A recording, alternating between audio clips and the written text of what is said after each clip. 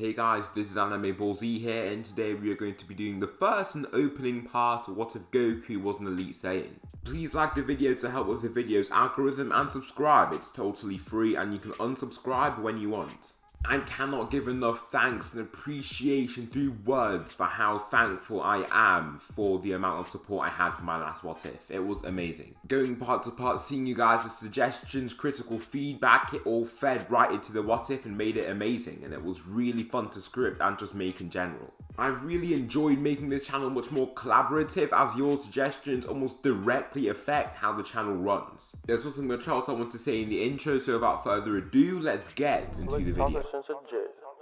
Winter time, all the time, ooh, yeah. Look at the way that I move, swag, disrespectful and I'm rude, okay? I had cocaine in the school. To start off, I'm going to give a little minor details on Goku's life before his trip to planet Earth. Bardock this time isn't a low-class warrior, but is instead an elite. His family tree is loosely related to the royal family of planet Vegeta, and his power level is much closer to Prince Vegeta.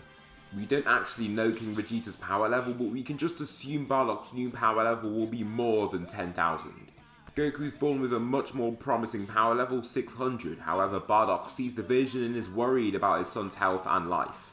He decides to send him off to planet Earth for his survival, and hopefully he can thrive in such a low threat environment. Goku cries as he is sent off to Earth, and planet Vegeta is still destroyed by the tyrant Frieza, as done in canon. Grandpa Gohan still dies as Goku transforms into an Uzaru, reaching a dangerously high power level of around 7,000. From Gohan to minor training with Goku, his power level was able to boost slightly to 700. During the first saga in Dragon Ball, Goku is easily able to handle his opponents.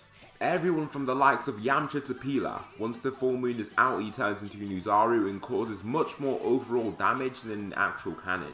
Also, Master Roshi's training allows Goku to boost his power level up to around 800. His power level isn't raising much because there isn't actually much that these people can train him. The only thing really handed to him by his senseis and masters is the true technique of fighting, which won't actually increase his power level all that much. Since Krillin has a much stronger training partner, it makes him train much harder and actually makes him significantly stronger too. Both of them dominate the tournament, but Krillin is still eliminated by Jackie Chun. Goku is able to defeat Jackie Chun with ease. He doesn't look at the full moon this time and doesn't even become a great ape. This also means that the moon isn't destroyed. This time the Red Ribbon Army get dealt with much quicker by Goku, and there just doesn't seem to be any competition for him.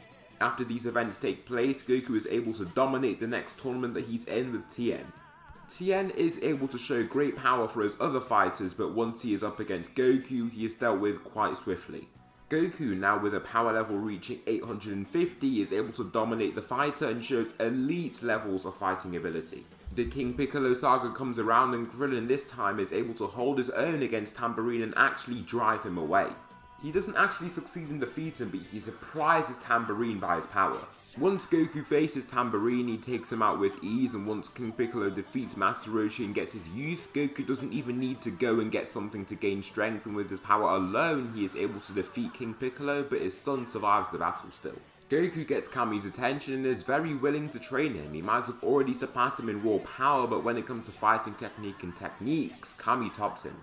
When Goku enters the hyperbolic time chamber, Goku is actually able to stay in there for the full year with his far enhanced power level and can train with Kami in there to get some extra training done. Goku's power level skyrockets to 3,000 after this training, and his control over his power has increased a lot more too. Once the tournament arrives, Goku wipes the floor with everyone he fights. During the 5 years between Dragon Ball and Dragon Ball Z, Goku has some moderate training with Kami and also grows up his child, Gohan. Gohan, being a hybrid Saiyan, is born with a power level of 800, more than his father. Goku's power level is now a solid 5,000 in weighted clothing. Piccolo sees how much stronger Goku is than him, so he decides to train much harder than in canon. He can't get anywhere near to catching up with the Saiyan, so his power level is stuck at around 500, which is still very impressive. Also, Goku still has his tail from long ago, and he has actually gained a little bit of control over the Uzaru. Kami saw potential in that form, so he decided to make Goku control it, constantly putting himself at risk. Luckily, it didn't take long before Goku got the hang of it, and now Goku could actually distinguish between friend or foe in the heat of battle with the form. But he can't do anything complex like talk. Raditz arrives on Earth and first gets encountered by Piccolo. He is easily able to take down the Namekian, then he continues on to the Kami House to meet his long lost brother Goku. Kakarot, Raditz shouts from outside the house in his gleaming Saiyan armor. Unlucky for Goku, him being an elite Saiyan also means that Raditz will be one too. His power level is at an astonishing 11,000, being very close to Vegeta's. This means Goku will have to put up a real fight to defeat him. Goku arrives from inside the house and faces his brother with intensity. Raditz goes on to explain the origin of him and his brother, but Goku denies it, strongly claiming that he's an Earthling. Raditz clicks some odd button on his scouter and starts scanning. 800. Very impressive for your child, Kakarot. 1,800? Kakarot, why are you so weak? Raditz states, clicking away at the device to see if it's broken. Goku stops suppressing himself and reveals his full power, showing off his immense key signature. Raditz sees the power increase and is confused. How could he increase his power in an instant like that? Raditz sees the plan isn't working, so he goes in to snatch Gohan. However, Goku lands a kick to his stomach to send him flying into the water ahead of them. Next, Goku unleashes a destructive ki blast and powers up to the maximum, showing off his white aura. Raditz just laughs after the 2 hits and zooms right back to Goku, kicking him right through the entire house. He snatches a scared Gohan and flies off into the distance with him. Seeing the severity of the situation, Goku and Piccolo both fly off to face Raditz as teammates. So you both came to face me. You will foolishly die by my hand, Raditz declares, showing off a little ki flowing off in his hand. Goku and Piccolo both take off their weights and Piccolo's power level raises to 500. Goku's raises past his 5,000 power levels up to 6,230. If you use the same multiplier for Goku's weighted clothing in canon, it increases by the same amount on ratio. You might be wondering, if Goku's stronger since he has a much higher power level and his weighted clothing would be the same weight, wouldn't the weighted clothing have even less of an effect and basically make his power level still around 5,000? The thing is that Goku here will have heavier clothing here since he is also much stronger, so the ratio can still apply. To start off the battle, Raditz uses his double Sunday, but both Goku and Piccolo are able to evade the attack with flight. Goku launches out a one-hand energy wave that Raditz easily dodges with a simple leap. Good, your power level jumped past 6,000. Your power level was a little too close to Nappa's, he remarks, thrilled by the fight ahead of him. Piccolo uses every ounce of power he has and powers up into his gigantic form. His 60% power increase gives him a new 780 power level, and Raditz doesn't look the slightest bit concerned. The Saiyan flies at amazing speeds and punches Piccolo in the stomach so hard that he just passes out, falling to the ground and shrinking once he lands. The fight continues on for a little while and Raditz is clearly the one dominating the fight. Goku has moderate injuries while Raditz is only left with a few bruises and chinks in his armor. You have amused me for a time. It was fun. Now I end you, Raditz says boldly, starting off the battle once again. Raditz throws a punch to his stomach then blocks a kick, finishing with a kick of his own. This almost breaks Goku's arm and he slams him down while clamping onto his orange gi. The ground cracks and breaks under the force and Goku coughs blood with a scream to follow afterwards. Raditz punches him in the stomach extremely hard, then in one last ditch effort grabs his brother's tail. He seems a little bewildered by it but just isn't affected at all. In retaliation he just kicks Goku in the nose and walks away, ripping his hand off. Once he does this, he senses an abnormal power level stemming from behind him, Gohan. His power level has skyrocketed to 12,000 and his aura is menacing. He flies right at Raditz and pulls his hands back, a blue ball grows in between them and he launches his very first Kamehameha wave. Raditz is caught in the heat of the blast and is heavily injured. His arm has cracked and broken apart with one of his shoulder plates breaking off too. You pest, he curses, grabbing his hurt shoulder in pain. After this happens, Goku comes out from behind and kicks him in that same arm. Raditz shouts from the pain and gets punched in the stomach. The next few attacks catch him off guard and land well, weakening him even further. As he is sliding back from an attack, he launches a fake moon into the air with the last of his stamina. He falls onto his back, then begins transforming, as well as the two Saiyans in front of him. All three grow into menacing Uzaru, and surprisingly, both Goku and Raditz have control. Raditz has a new power level of 110,000, but due to his injuries, he probably can't fight at that standard. Gohan's is 9,000 and Goku's is 62,300. Gohan runs at Raditz wildly and tries to slam into him. In one shot, Raditz is able to knock him out and render him useless. Raditz just laughs in his new deep voice and clashes with Goku, showing superior strength. He punches Goku in the face, then kicks him in the ribs, finishing off with a strike to the collarbone. Goku swings sluggishly, but Raditz is able to dodge and strike his kneecap, following up with a punch to his sternum. Goku literally flies off his feet, and since a 20% difference in power level is all that's needed to dominate an opponent in Dragon Ball, Goku is getting destroyed. Gut punches, kicks, you name it, and Raditz is destroying Goku with it. Eventually, Goku lands flat on his back and is barely able to retaliate. However, Raditz's tail is cut off by Piccolo's special beam cannon. He has now woken up and is clearly weak, dropping to one knee after charging up that attack. Goku stands up after seeing a chance to win and slams Raditz into the ground extremely hard. He screams in pain as his Saiyan armor shatters under the force. Goku grabs the back of his head by his hair and squeezes on his body, cracking and breaking his bones. Goku then throws him to the ground and almost kills him with the impact force. Raditz, stop this. You don't have to kill us or destroy our planet. Why can't we just live in peace and harmony? Goku pleads in a dark and evil sounding voice. Raditz coughs out blood and Goku just destroys the fake moon with a mouth blast, returning to his ordinary form. Raditz is left weak and feeble, barely able to move. Goku takes him in and is able to heal him with the use of a senzu bean. At the Kami house, everyone else is scared to see what will happen. He awakes and immediately goes to punch Kakarot, but Goku cowers away and shouts, "Stop, don't do this," Goku requests fearfully. Raditz takes a second to think, then removes his scouter, shattering it with a squeeze. "Why should I listen to you, Kakarot?" he shouts as he sits up. "Because I saved your life," Goku states coldly, hoping to switch his brother's motive. Raditz just doesn't reply for a few seconds and says fine, but 2 more Saiyans will be coming in 6 months. One is much stronger than me and the other is fodder compared to us. He is just middle class, but we are Saiyan elites related to the royal bloodline. Raditz proclaims proudly, clenching his fist in the process. "Fine, I know where we can get stronger in preparation for that." In the hyperbolic time chamber, Gohan, Raditz and Goku all enter. Gohan shows his elite training growth and is able to eventually hang with his father and uncle in the heat of battle. Of course he is far inferior, but is capable of trading blows for a time. Also, Raditz teaches him how to control his Uzaru with the fake moon. By the end of the whole year, Gohan's power level raises to astronomically high levels at 6,000. He has much better training and actually has sparring partners. Goku's power level raises high up to 10,000, Raditz beams up to 15,000. Luckily, they still have 6 more months left after using just a day. Piccolo is able to train with the 3 Saiyans too, and his training becomes much more efficient. He's reluctant at the start due to his arrogance, but after a while he settles down and realizes how beneficial the training could be. Now here are all the power levels before the arrival of Vegeta on Earth. Piccolo has a power level of 5,500. His stronger training partners means that he's able to grow more quicker. Gohan has a power level of 9,000. He has had an extra 6 months to train, so he gets a chunky power boost on top of his 6,000 from the bunch of extra training in the HTC. Goku's is 13,000, Raditz 18,000, bang on equal to his boss Vegeta.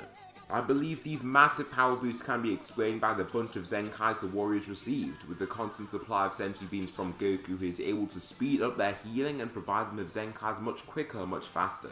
The 2 Saiyans, Nappa and Vegeta, arrive on Earth. Nappa destroys an entire city with the movement of his arm, and they eventually confront the Z-Fighters. "Hello, Earthlings." "Raditz, I thought you were dead," Vegeta blurts out in confusion. Bulma managed to recreate his Saiyan armor, so he has the armor he had before. "I'm here to finally defeat you, Vegeta," Raditz claims, making Vegeta burst out laughing. "Raditz, you're an elite, but I'm directly part of the strongest Saiyan bloodline. Have you gotten weaker?" Vegeta asks randomly, after seeing his power level only at 2,000. He can remember it being around 10,000 and Nappa steps up proudly. "I can take him, sir." "Fine, let me see how much weaker he has become," Vegeta says, clearly confused and trying to gain info on the encounter. Nappa roars and releases his maximum power, reaching a power level of 4,000. Raditz doesn't seem phased at all and simply closes his eyes, releasing the heavy suppressions on his body. He opens his eyes and his power level raises to 16,000, surprising Vegeta. Raditz is able to almost knock out Nappa with one punch to his stomach. Nappa flies off his feet and rolls across the ground in shock from the pain. Raditz flies into the air and launches down his ki blast, almost killing Nappa in the process. Vegeta just looks at the injured Saiyan in disgust and raises a palm to kill him himself. Once he shoots the ki blast at Nappa, it's slapped away by none other than Goku at max power. 13,000, I know they're elites, but they shouldn't be rivals in power to the royal bloodline, Vegeta states, staring at both the fighters in confusion. Raditz powers up as much as he can and wraps the tail around his waist. Piccolo flies past the Saiyans and says, "You will die by my hand," he shouts, aiming for Vegeta's head. He slips out of the way, then kicks Piccolo so hard in his stomach that he passes out. To finish off, he launches an energy wave right at him and kills him. Piccolo! Goku shouts from the sidelines. Raditz sees this and takes the chance to fly towards Vegeta, and they both clash. The ground below cracks under the pressure and Raditz is able to land a swinging kick. Once the fighters collide, they can be easily labelled as equals. They have different advantages in combat though. Vegeta is clearly fighting skill and talent, while Raditz has a lot of brute power and athleticism. He can punch harder, run faster, fly faster, etc. Vegeta punches Raditz in the stomach, but then he retaliates with a powerful kick.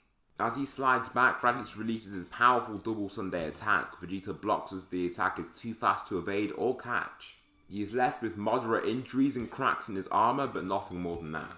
Vegeta is now disgracing himself for receiving injury from anyone of lower class than him. However, he feels much less bad since they are at the top of the Saiyan class hierarchy. Fight away from here, it's not safe, Goku shouts while waving his hands. Raditz just nods and signals for Vegeta to follow him. The remaining Z fighters follow, mainly to watch really. Raditz stands on a rock pillar in Goku's position and Vegeta stands on the same one as he did in the show too. I'll finally kill you and take your rank as Prince, Vegeta, Raditz declares, making his unique stand. Vegeta just chuckles from above and flies down towards Raditz. He knees him in the face and slams him through an entire pillar. As Vegeta approaches, swinging in for another kick, Raditz is just about able to evade and strike back with a punch. Following that, their two punches hit each other and they are bang on equal. The fight continues and both seem to be doing just fine. Their hits are inflicting around the same amount of damage, but Raditz edges out on his opponent. They both have moderate to heavy injury and have been weakened from the combat. Raditz lands next to Goku and begins to reveal the info that he's gained. The fake moon will be useless if we are the same strength. I need to find a way to beat him alone, Raditz claims, staring down his enemy.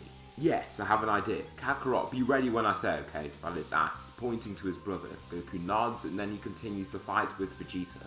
This time he lets him land several attacks that damage him, punches to the gut, kicks to the face, everything. This indefinite boost of Vegeta's ego really fuels him in the battle and gives him quite a maniacal smile. You really thought that you could surpass me, Raditz? You are foolish, Vegeta shouts, landing punches that Raditz doesn't seem to be blocking in the slightest.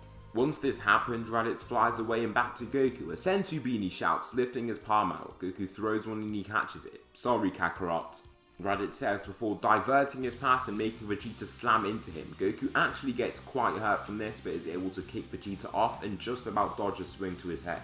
He then flies away as fast as he possibly can and Vegeta is able to catch up slowly. However, Raditz lands in front of him with even more power than before. 20,000? So that will conclude the first part of What If Goku Was an Elite Saiyan. These videos just keep getting longer. I don't know if I'm making the scripts longer, but I really don't mind. I know you guys don't mind either since it's just more content for you. Tell me something you liked about the video or something that I can improve on for the next part in the comments. Thanks so much for watching and I'll see you in the next video. Hey guys, this is Anime Ball Z here and today we are going to be doing the second part of What If Goku Was an Elite Saiyan. Please like the video to help with the video's algorithm and subscribe. It's totally free and you can unsubscribe when you want. There's nothing much else I want to say in the intro, so without further ado, let's get into the video.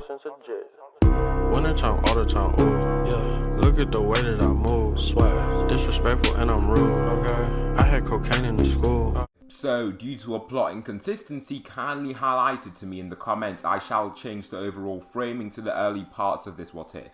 Firstly, Goku doesn't hit his head and get hurt because he can't really, his power level is way too high.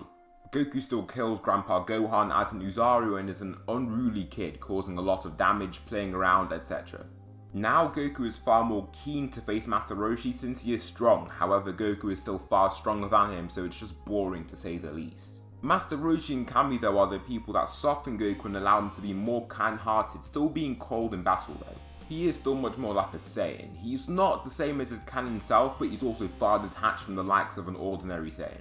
20,000, Vegeta blurts out, confused on how his power rose. He also notices that his injuries have just vanished completely. I had a trick up my sleeve, Vegeta. Now to end this. Raditz powers up to the maximum and cracks the rock under his feet. Powerfully, he leaps off it and punches Vegeta in the face, following up with a swivel kick to his chin, then a ki blast. Once it lands, Vegeta gets blasted off course and sent spinning into the air. As he spins into the air, Vegeta stops himself and gets kicked in the stomach almost immediately. This force slams Vegeta through a rock pile, then as he falls back, Raditz pulls back both arms and charges his signature technique. All hail Raditz, the new leader of our team, Raditz shouts, launching his double Sunday attack. All Vegeta has time for is a one-hand energy wave since he can't charge anything up, and the attack gets destroyed very quickly. As it comes racing down towards Vegeta, it slams into him and destroys all the rock around him too. A cluster of smoke and debris is released and Vegeta is clearly disorientated by the attack, however Vegeta still has enough in him to fight back.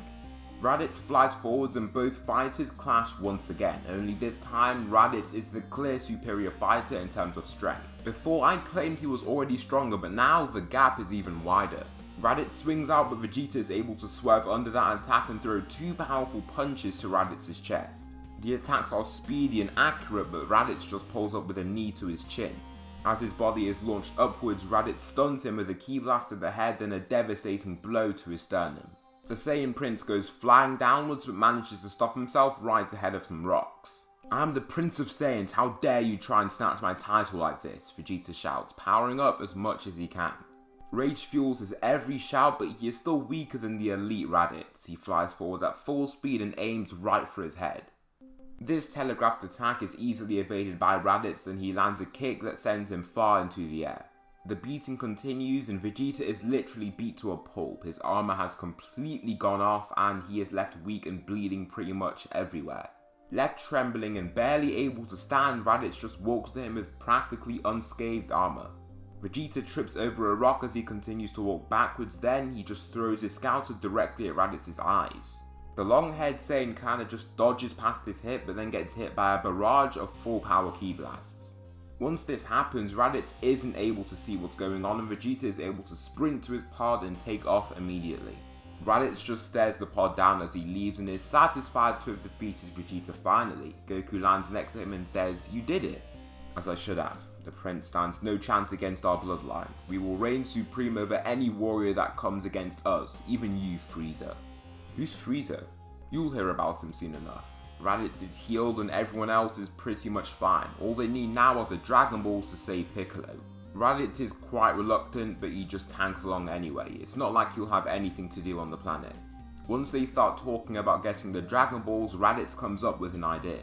Vegeta will be there. He has always wanted to be immortal and that's why he was so keen on coming to this helpless planet. The next stop for him will also be Namek, and us Saiyans get far stronger after heated fights like that. I recommend we enter that magic chamber once again before leaving to ensure that we are stronger than him. Raditz says, with crossed arms and in his Saiyan armor, there literally isn't much other things he can wear, so he just wears the armor constantly. The group agree, and during this time Bulma and Mr. Popo are still able to find the Namekian ship. Now I heavily lowballed the last training regime because I was unclear on how strong Saiyans become of senzu beans. I mean, Goku alone went from 8,000 to 90,000 in 6 days just with gravity training. Since they have sparring partners now and a nice stash of senzu beans, they can grow exceptionally far too. Also, they're spending way longer inside of the hyperbolic time chamber, so their training is even more effective that way. During this time, Tien and Krillin also tag along. The humans know their place and know that they can't be spending all of their time trying to catch up to the Saiyans or just get as strong as possible. What they do instead is they train their techniques and refine them. Tien makes his Neo Tri-Beam early and Krillin is able to use his Destructo Disc far easier. Tien has a power level of around 13,000 and Krillin has a power level of 12,000. They have spent a very long time training and have fought none other than opponents far above themselves. However, the Zenkais do not apply to them at all, and they aren't even training for power that much, but are refining their techniques. We know that Tien's Neo Tri-Beam can take out people many times stronger than the user, so even if they are far weaker, at least we know Tien can keep up with his signature technique. After this, the group get the Namekian ship and head towards Namek. It takes the normal month as it does in canon, and they arrive on planet Namek.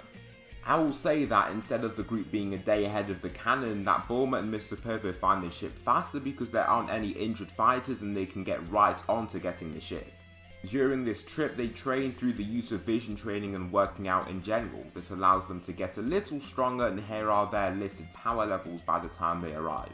Krillin's has jumped up slightly to 14,000 and Tien's is now at 15,000. Gohan's is at an astronomical 190,000. Due to the hyperbolic time chamber, he has had a lot of time to train with strong warriors and has gained multiple Zenkais in the process. Goku's power level caps out at around 270,000. He is still a good bit stronger than Gohan, mainly because of his age, and is able to frequently train with Raditz, who is stronger than him. Raditz, being the oldest and the most experienced fighter, has a very high power level of 300,000. The constant Zenkais of these elite Saiyans sets them apart from the rest and makes them truly formidable warriors. Once they land, a few soldiers step down next to the ship. Raditz immediately cowers in fear and hides away from the glass openings in the ship. Frieza's soldiers? Here? We're in a lot of trouble if he's on this planet, he replies, not willing to move away from the hidden area where he is crouched in. Frieza? Oh, that guy you were talking about. These soldiers don't even seem that powerful if you ask me, Goku says confidently, stepping towards the entrance. The doors slide open and Goku merely stands there in his orange gi. He has far suppressed his power level to around 50, but his tail gives away his identity right away. Instead of these soldiers being more cautious and wary of what's happening, they just mock him. Saying with a battle power of 50, no wonder Frieza took over you guys so quick. One mockingly remarks, stepping up to fight him. He runs forwards at far above superhuman speeds, but Goku just weaves past his punch as he lifts some of his suppression off. Now at around 20,000 for a power level, he blasts the man away with one arm. Boldly he looks at the remaining soldier and doesn't have the bubbly cannon demeanor of Goku from the cannon. Here, from not hitting his head, he retained his mental strength and somewhat darkness. The last soldier cowers away and stumbles over his feet, but then looks more intently at his face. Raditz, how did you cut your hair? You're a Saiyan. Are you his brother? The soldier asks, seeing the clear resemblance. I'm not Raditz, Goku states before blasting the other soldier away too. Swiftly he suppresses himself even more than the group start to exit the chamber one by one. Raditz has to keep himself hidden or else he'll easily just get caught out and destroyed by Frieza. He may have a larger ego from his high class status, but he isn't stupid.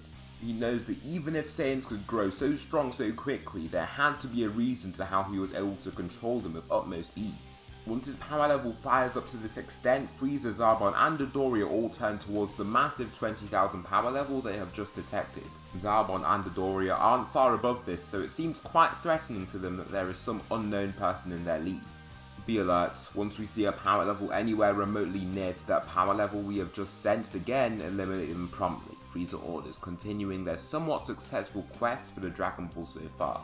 Like in canon, Gohan and Krillin both head out to search for the Dragon Balls. The rest stay back next to the still intact ship and they see the soldiers mercilessly killing innocents. Gohan, who is probably one of the worst people to ever bring to somewhere like this, bubbles up with rage and then powers up wildly as the suppressions fade away. Even Krillin gets blasted away, then the Saiyan dives down towards Dodoria specifically. With one punch he shatters Dodoria's skull and face, killing him. Landing next to Zarbon, he swiftly zooms forwards and throws a side kick, but Zarbon is able to block. Once Frieza sees a power level of 120,000, he is more than surprised. Even if Gohan is suppressed though, he is far above the likes of Zarbon and Dodoria. Zarbon feels the immense pain in his arms and is surprised by the power of the small kid. However, once he sees his tail, it makes him confused as to how he exists. Gohan then flies forwards and punches the man in his face, dipping down and kicking the large man in his chest with impressive force. This attack just kills Zarbon and then Gohan lands ahead of Frieza. Once he feels the power emitting from the Emperor, he feels significantly intimidated and just flies forwards to grab Dende, then exits as fast as he possibly can. Krillin also tags along and the two manage to escape.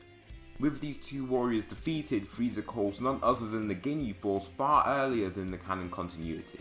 Because Dodoria is already dead, Vegeta doesn't hear of the Earthlings from him. Instead, he senses Gohan's power and is incredibly confused as to how his power is so high. It's actually so strong to him that he assumes that it's none other than the Tyrant Frieza. Next, just like in canon, Krillin and also Raditz get taken to go to Guru. With Raditz, both people just latch onto him and he is able to fly far faster than both Dende and Krillin. However, he is still keeping himself suppressed to not be detected by the Frieza soldiers or even Frieza himself. His power level now is somewhere around 90,000 to 100,000. Once he arrives at the place, they receive the 1-star Dragon Ball and Krillin gets his potential unlocked in return. The only problem is Guru senses evil in Raditz's heart. All Raditz does is explains that he needs all the extra power to defeat Frieza and free Namek. Guru, even clearly sensing Raditz's evil heart, can somewhat sense this to be true. At the end of the day, they need all the power they can get. Granting him a potential unlock, the new power he has is extraordinary. His new power level jumps up from his previous 300,000 all the way to 550,000. Krillin's rises to 25,000, rivaling the likes of even Vegeta. Since he hasn't had the fight with Zarbon, his power has risen any higher, so it is stuck at the canon 24,000 from After Earth. Returning to the ship, someone follows after them both, Vegeta. Since Raditz is suppressing his power quite significantly, Vegeta is confident. He isn't suppressing it too much though, because that means that they fly faster. Arriving, Vegeta lands directly behind them. Raditz, I'm here to take the Dragon Ball and also revenge. Let me show you the power I have received, Vegeta shouts, powering up proudly. His power reaches its limit and Raditz just chuckles upon sensing this. They have taught Raditz ki control so he can do it. Vegeta is just talented as we know and learned it after seeing it happen just once. Get him, Baldy, I'm sure you can handle him, Raditz says, turning away and chucking the Dragon Ball into the adjacent cave. Krillin makes his stance and unleashes his full power, scaring Vegeta at how strong the Earthling has become. In a flash, Krillin zooms off towards Vegeta and punches him in the face. Swiftly, the prince backs away, then launches him upwards with a kick. As Krillin is held upwards, Vegeta catches up to him and throws 2 punches that are blocked. Suddenly, both fighters fall into a power struggle and seem equal. However, Krillin is slowly able to push Vegeta back and kick him back further. How could a simple human be equaling me out? No, this simply can't be possible, he thinks to himself, bubbling up with rage and fury. To try and mend his breaking ego, he flies towards Krillin and tries to overpower him with brute force alone. However, Krillin just grows his destructo disc and spin throws it at the Saiyan. Swiftly, he is forced to flip over, but the disc slashes across his torso deeply. As this happens, Krillin lands a double dropkick to force his opponent down into the adjacent waters. The deep wound leaves Vegeta very weak and almost unable to swim out of the water. Luckily, he is able to swim up and escape weakly, barely holding his wound shut with his hurt arm. Krillin lands back ahead of the ship and then returns inside the little cave base that they have set up. Vegeta is then forced to heal himself up, and from this deep injury his power level raises up to 32,000. I will kill that Earthling if it's the last thing I do, he shouts in his mind, stuck in the healing chamber. The chamber he has decided to heal in is actually in Frieza's ship, so he manages to escape, steal Frieza's Dragon Balls and fly out the ship like in the canon continuity. This also means Gohan is able to successfully steal the 4-star Dragon Ball from Vegeta and return to the base with such Dragon Ball, adding to their collection. However, the Ginyu Force are now closing in on planet Namek. Following this, the rest of the fighters head to Guru's planet to unlock their potential. They do so swiftly and just before the Ginyu Force make their arrival. Goku's power level has risen to 500,000 and Gohan's has risen tremendously. Now his power level has reached 600,000. His potential is insane, and since he is an elite Saiyan, that potential has risen up even further. This now makes him the strongest Saiyan and fighter the Earth has. Tien's is also at 30,000. Returning to their base, they then all sense a key signature given off from beside them, the Ginyu Force.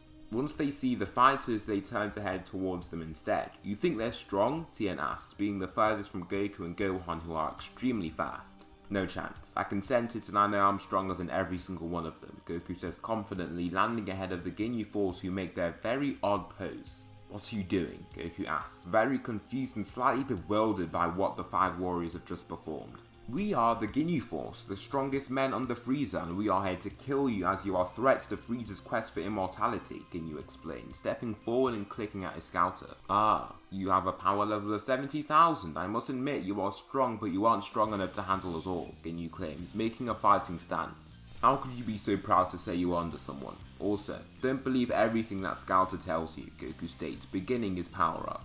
The ground below him shakes as he removes his suppression and brings out his true strength. His aura becomes large and powerful and he shatters every single one of their scouters. So that will conclude the second part of What If Goku Was an Elite Saiyan.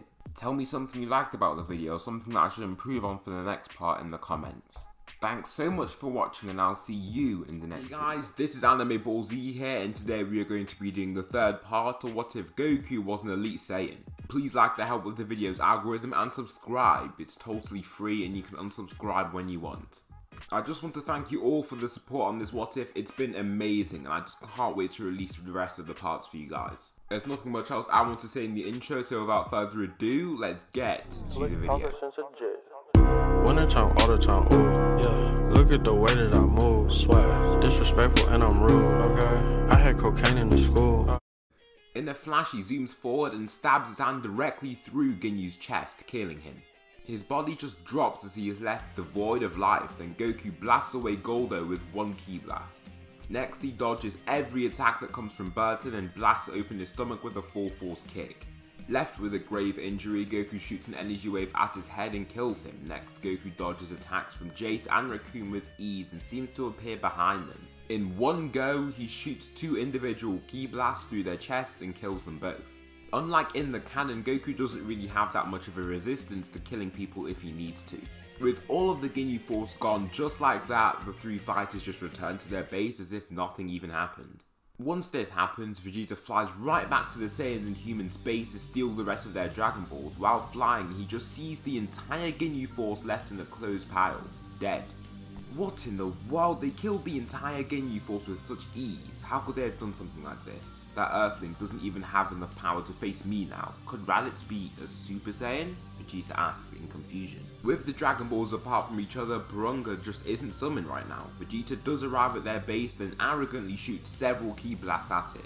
The rock surrounding the little capsule home they got from Bulma starts getting exposed as the surrounding rock is being destroyed. Swiftly, Raditz escapes from the home and faces Vegeta with his unsuppressed power. This key signature floods Vegeta's entire body with fear and makes him question how he was able to gain so much power so quickly.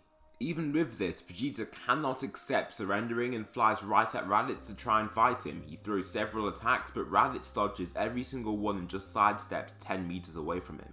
Vegeta, where are the rest of the Dragon Balls? We must complete our wish, and if you don't tell us, we will not leave you alive, Raditz claims, raising his hand and growing a ki blast in it. Vegeta weighs up the choices and makes a rational choice to just give the knowledge away. If he didn't, it was very plausible that Raditz would have just killed him right there and then, well, to him at least. Once Vegeta agrees to tell him where the Dragon Balls are, Raditz calls on everyone to follow, and they do. Dende tags along because he is needed to summon Purunga. They all arrive at the Dragon Balls and Dende summons Purunga. Once he is summoned, he states that he is able to grant 3 wishes, so the first wish is to revive Piccolo. To help with the fight, Piccolo also is transported to Namek, and with the last wish, it is up for grabs. Raditz knows Vegeta wants immortality and can't think of a reason to go against this, however someone is felt approaching them fast, Frieza. The group try to think of a wish quickly and end up making their choice less than a minute before Frieza arrives. However, Guru dies and Purunga also disappears as the Dragon Balls are reduced to nothing but grey stones. Frieza lands ahead of the fighters and wonders where Purunga went. Seeing that the Dragon Balls are just grey balls now, he is furious. How dare you follow my plan to be immortal? You will all pay with your lives, Frieza shouts. Once his scouter detects their power levels, he is stunned. Seeing their extremely high battle powers, he just shatters the device and claims that it's broken. Finally showing off his own aura, he flies towards the Saiyans and is stopped by Raditz. The clash between them releases high amounts of power, and Raditz is more than happy to find out that his pushing power exceeds that of Frieza's. Next, Raditz kicks at the tyrant's stomach, then Swivel kicks him in the jaw. As he flies back, he pulls up his arms and launches his signature double Sunday attack. Such attack beams directly at the tyrant and engulfs him in the heat of the attack. Once the smoke thins out, Frieza is revealed with cracked armor and some bruises across his body. He also has a pant to his breath. Before he can even start the fight again, Raditz knees him in the face and shoots him into the air with a powerful upwards kick. The Emperor is sent hurling and flipping into the air, barely able to keep himself stable. Next, Raditz just follows after him and throws an ambitious kick, but Frieza flips over the attack and swings down with a kick of his own. As Raditz finally falls himself, Frieza lands a knee to Raditz that slams him back down and into the ground. This feat of strength by Raditz takes off Frieza and makes him begin his transformation into his second form. His power level raises to 1 million and he is now much larger than what he once was. Raditz, with power that had just overpowered Frieza seconds prior, is still confident in his new abilities. Raditz powers up as much as he can and reveals his large aura. He even cracks the ground in the process and leaps off towards Frieza. He throws 3 straight attacks and Frieza literally dodges every attack. The way he dodges such blows are also very swift and they seem as if he puts little effort into each movement. Quickly he leaps off the ground and knees Raditz in the face. As he launches back, he whips out his tail and whips Raditz in the stomach with it, actually cracking his armor with the whipping force. As the Saiyan is held backwards, Frieza seems to teleport above him from the sheer level of speed, then he punches Raditz in the same area he whipped him in, breaking his armor. Left flying in the air, Frieza lands a spinning kick to launch Raditz back down into the ground. Goku, seeing that his brother is struggling, decides to tag in and also force Gohan to help. Both warriors power up too, and Tien and Krillin stay by their side since there isn't much they can actually do. Raditz also gets pumped up and adds onto the Saiyans' manpower to try and defeat Frieza. All three warriors advance towards the powerful Emperor and he swiftly dodges past two of the Saiyans' attacks. As he evades these hits, he also strikes out with kicks to their chest. As he does this, he is also hit in the back by Gohan, who is the strongest of them all. To continue this attack, Gohan launches a bunch of golden ki blasts and both of the Saiyans start charging up their own attacks. As Frieza is left blinded and not able to see his opponents, all he can do is hear their attacks charging up. Gohan adds to this attack with his very own Masenko and all three attacks shoot down towards Frieza. They combine and the combination of attacks is actually incredibly strong. Frieza catches the attack and tries to push it back, but he ends up getting engulfed in the blast, getting heavily injured. Smoke steams off his injured and bleeding body and he has a very annoyed facial expression. "You annoying Saiyans always try and foil my plans. Allow me to show you a form no one has ever seen before," Frieza declares, preparing to transform into his next form. "We can't let him transform again," Gohan shouts, catching the attention of both of his Saiyan allies. All three Saiyans fly down, but Frieza is able to protect himself with some sort of ki shield. Their attacks do little to him and the shield keeps him completely fine on the inside. The shield is plastered tightly across his skin so it kinda just gives him an odd glow. Eventually, he finishes the transformation in sighs of relief, breaking away the heavily taxing ki shield. "Die!" Frieza shouts powerfully, releasing a barrage of death beams into the Saiyans' bodies. These death beams stab through many parts of their body and leave them to fall down from the heights at which they were at, knocking out all of them. In mere minutes, they will all die. Now, who's ready to face me? We need to get them out of there so they aren't killed. I can sense their ki, so they are all alive, but their ki signatures are fading fast. Dende, we're gonna need you to heal them, but I'm not sure on how we can face him, Krillin realizes, fearful of the demonically shaped tyrants. "I can do it," Tien states calmly, placing his hands in a triangular position. He lets out a calm exhale and starts to charge up his attack. Frieza simply zooms towards them, but then Krillin aids by launching out two Destructo Discs. They soar towards the Emperor, but he dodges both attacks with ease, but then gets hit by the Neo Tri-Beam head on. The powerful blast knocks him away, then Krillin manages to fly right past him and head towards the Saiyans. Frieza constantly tries to approach the human, but his attack is just too much to handle. If Semi-Perfect Cell was stronger than the likes of Goku who returned from Yardrat, then that means he was likely much stronger than Tien, even after his training. This means his attack has a battle power far above that of the user, so that's why Tien is able to harm Frieza so much with his attacks. However, Frieza isn't totally frail, so he was able to approach Tien and grab him by the neck. He squeezes and Tien's head starts to redden as he chokes through his thinning windpipes. Suddenly, a ki blast lands on his back and Frieza just chuckles as he isn't hurt at all. There stands Vegeta, who seems to be filled with harsh emotions of fear but also rage. Frieza just throws the human to the side and speeds at Vegeta and impales him through the stomach with a punch. Next, he rips his fist out violently, then uses his other hand to launch an energy wave right at his opponent's face. Just this minor energy blast knocks out Vegeta and propels him off his feet from the high force. As the smoke clears, Goku comes out of nowhere then just kicks him in the chest. His Zenkai has amplified his power much further and has actually risen his power level to 14 million. This attack inflicts a lot of damage, then Vegeta is immediately healed by Dende. Raditz has a power level of 16 million and Gohan 19 million. All three warriors give off insane amounts of power and Frieza is lucky he can't sense their imposing ki signatures. Vegeta is given a Zenkai and has a power level of 1 million also. The four Saiyans stand together and the amount of motivation that seems to flow through the air is insane. This is what we have waited for, Saiyans, the day that this demonic tyrant sits below us, defeated. Our time is now, Vegeta shouts, causing all of them to power up to the absolute maximum. The four Saiyans then fly right towards the Emperor and all surround him in the blink of an eye. Frieza is kicked in the back by Gohan, then kneed into the air by Goku, who is ahead of him. As he is flipped into the air, Raditz launches an energy wave towards him and engulfs him in the blast from this attack. Frieza just starts flipping and lands on the ground as he is heavily injured. Seeing there's no opening for him to transform, he tries to talk his way out of it. "You Saiyans think you're so strong, let me transform and see how strong you look after." All four Saiyans can tell Frieza is far below them, except for Vegeta of course, but they know they can defeat him. The problem is that Goku has far more Saiyan instincts, so he isn't even that reluctant to let him transform. Even canon Goku might have let him transform since he loves fighting more opponents. All the Saiyans just wait for him to transform and he completes the transformation. Also, Piccolo arrives as he does this. Frieza in his new and sleek form removes a lot of his suppression and raises his suppression to around 30%. This makes his power level 36 million, so he is far above every Saiyan there. Frieza flies forwards extremely fast and kicks Vegeta in the stomach with his flat feet. Swiftly he spins and slaps the Saiyan Prince in the face with his tail, almost knocking him out in the process. The rest of the Saiyans then corner the Tyrant and try to land some good attacks. Raditz dives down with a slam, but Frieza swivels under the attack and kicks Gohan in the face. Next he swivels and lands 2 strikes to Goku's body before turning around and kicking Gohan away once again. Raditz swings up with a one-hand energy wave, but Frieza drops swiftly to kick his knee in. Once this happens, Frieza shoots a death beam through the Saiyan's chest. He tries to punch him again, but Raditz is able to block with a single arm, sliding back in the process. Both father and son then try to launch a combined Kamehameha, but Frieza is able to fight back with a double-hand energy wave right back at the Kamehameha.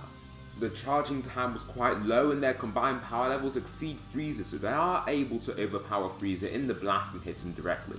The blue technique does deal some good damage on Frieza, but due to this, Frieza lifts his suppression and reveals his full 50% power. His power level raises to 60 million and now he is far above the rest of the fighters.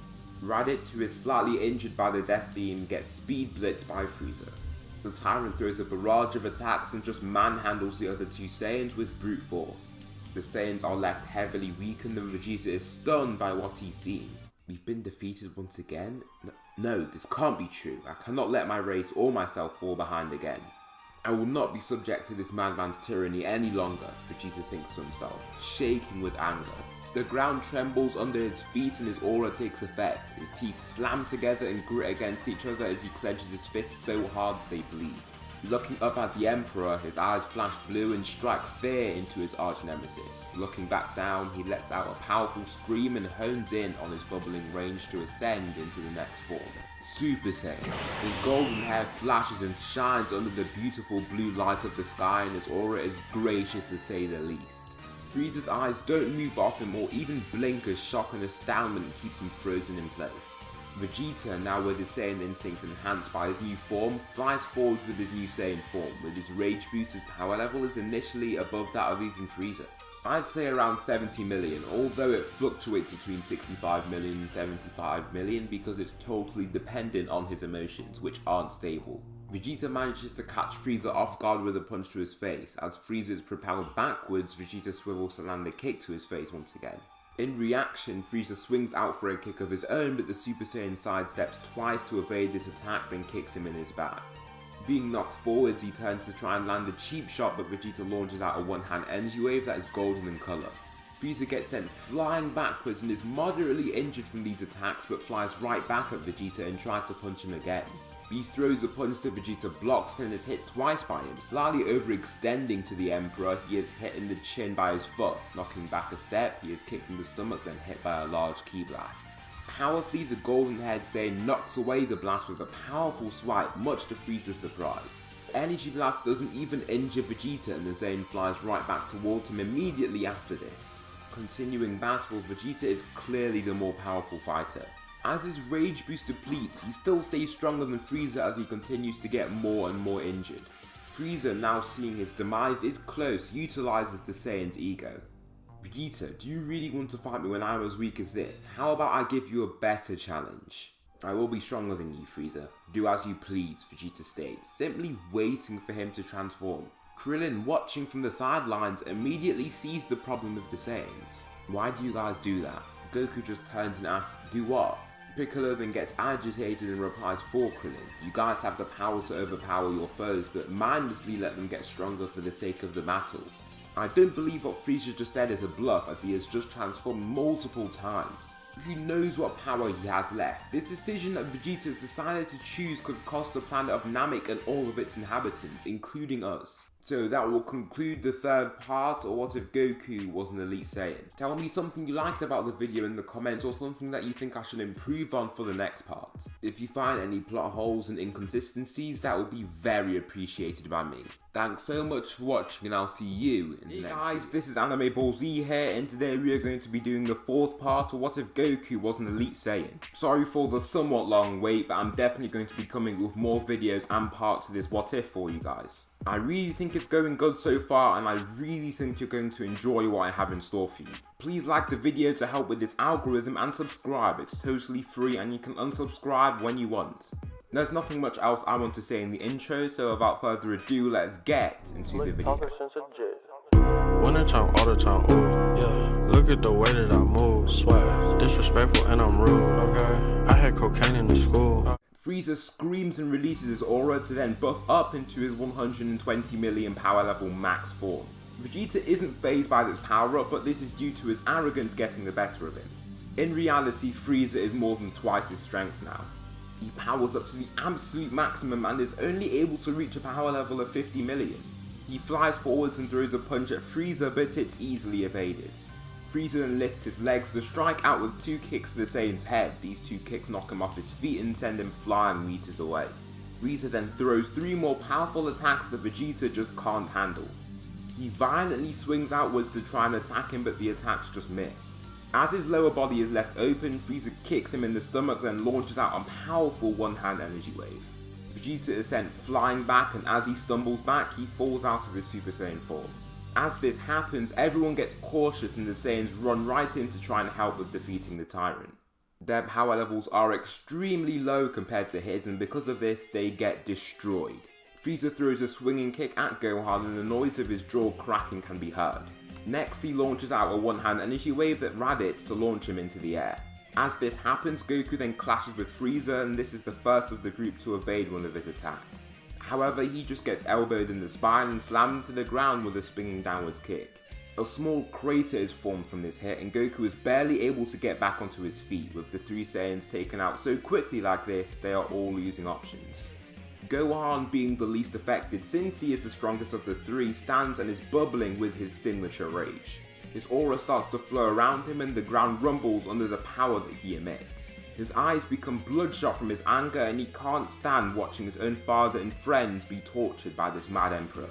His hair flashes golden and Frieza steps back in reaction. However, he realizes how much stronger he is than the kid and just flies towards him in arrogance. Throwing a punch, it's simply caught and Gohan's eyes flash blue too. His aura starts to gain small trickles of gold energy as he is actually able to kick Frieza back a few meters. Vegeta starts to get more angry too as he contemplates everything that has happened to him in his recent life, all of it, from being almost killed by Raditz to being stomped by some bold Earthling. It's all too much to handle for him. Goku and Raditz also stand with a desperate need for power. The power comes in response to a need, not a desire. All 4 Saiyans power up and Frieza is intimidated by the powers they show. All 4 Saiyans start to flash with the golden power of the Super Saiyan, and after a few seconds, the light becomes blinding. All 4 Saiyans shout under their combined golden aura and all become Super Saiyans, every single one of them. Gohan's power level is now at 950 million. An absolutely insane power level if you ask me. Next, Raditz has a power level of 800 million and Goku 700 million. Vegeta is still at his ordinary 50 million but isn't bothered about that right now. All he cares about is defeating Frieza. Gohan flies forward as the first fighter, then the remaining fighters follow after him. Gohan strikes him back, then Goku swings him up into the air with an upwards kick. As he spins around violently, Raditz slams him down from above. Once he starts falling from the sky, Vegeta launches his Gallic Gun. The attack is quite powerful for Vegeta, but Frieza is actually able to catch it and knock it away. Frieza, now bleeding and weak from these attacks, is trying to find an escape plan. Swiftly he flies up towards space since he knows that the Saiyans cannot survive up there. However, Gohan follows after him and flies faster than him with ease, cutting him off. Once Frieza stops, Gohan starts charging up his Masenko, then as Frieza tries to fly downwards, Raditz punches him right back up. He then looks to both sides and sees Goku as well as Vegeta stood there. Frieza assumes that Vegeta is the weakest, so he flies towards him and punches him in the face and tries to fly away. However, Raditz punches him in the stomach and wins him so bad that he stops moving. Masenko! Raditz seems to teleport away from his speed and Frieza gets hit by this attack head on, being killed in the wave of Golden Ki. Gohan just excels and returns to his base form like the rest of the Saiyans. The humans and Namekians watching from below clap and are more than pleased to know that the planet is saved. Dende heals all 4 of them and here are their new power levels after some minor Zenkais. Gohan's is 20 million, Raditz 18 million and Goku 16 million. Vegeta has a power level of 2.5 million, close to Goku's power level, but he is still a little off from being the strongest him. In the canon timeline, that is. The group have much more time to wait and gain strength to leave back to Earth. Since no one is in a rush, they all just decide to head back to Earth. Vegeta is quite reluctant, but he has nowhere to really go back to anyway. He would end up just go on doing missions for Frieza, but since Frieza's gone now, he's got nothing to really do. As they all decide to leave, someone comes towards them. The man lands and has a brown cloak over his body. He seems to be around 6'10" and it confuses pretty much everyone there, except for one. Nappa, I thought you were dead, Vegeta replies, in surprise. Raditz also has an identical look. No, I'm not dead and I watched the entire fight with my own eyes. You're all Super Saiyans. I wish to train with you all, Nappa says, bringing down his hood to show off his bald head. Fine, you better pull your own weight. I'm pretty sure the humans could take you out now, so be ready, Goku replies coldly, just turning back to Frieza's ship that they will use to leave the planet. Nappa's power level has risen to 6,000 from a Zenkai, but that's pretty much it. He's way weaker than even Krillin, so if he tries to fight them head on, he could die. However, he is blessed with the abilities of a mid-class Saiyan. This time everyone drops off at Yardrat as the ship makes a random detour. I will say this is due to Vegeta moderately damaging the ship's hardware as he stole the Dragon Balls from Frieza. Also, it's only King Cold that remains. He is more curious than rageful about the Saiyans and wants to see their power face to face. The Saiyans all manage to learn instant transmission, but the humans, Krillin and Tien both learn spirit fission. Piccolo is also capable of this technique and Dende kinda sits out, just living a normal life on Yardrat. Their Zenkais from constant battle with one another means that they are far stronger than their canon counterparts. Since Goku, Gohan and Raditz also have elite DNA now, they are far better. Nappa has gone Super Saiyan a few times but can't really use the power at will. He has managed to surpass all of the non-Saiyans though. Vegeta has actually been able to utilize Grade 2 and Grade 3. Goku and Raditz can also use Grade 2 as well as Gohan. Here are the rankings for the fighters. The weakest fighter is Krillin. He is still very powerful from the useful training that he's had and can actually put up a good fight against Nappa and Piccolo. Next is Tien. His Neo Tri-Beam means that he can handle opponents far stronger than himself, so he can actually battle the Saiyans while they are in their base forms. However, he can only compete for a few seconds as his signature attack drains his energy. Next is Piccolo. He is capable of spirit fission like the humans and is much stronger than his canon self.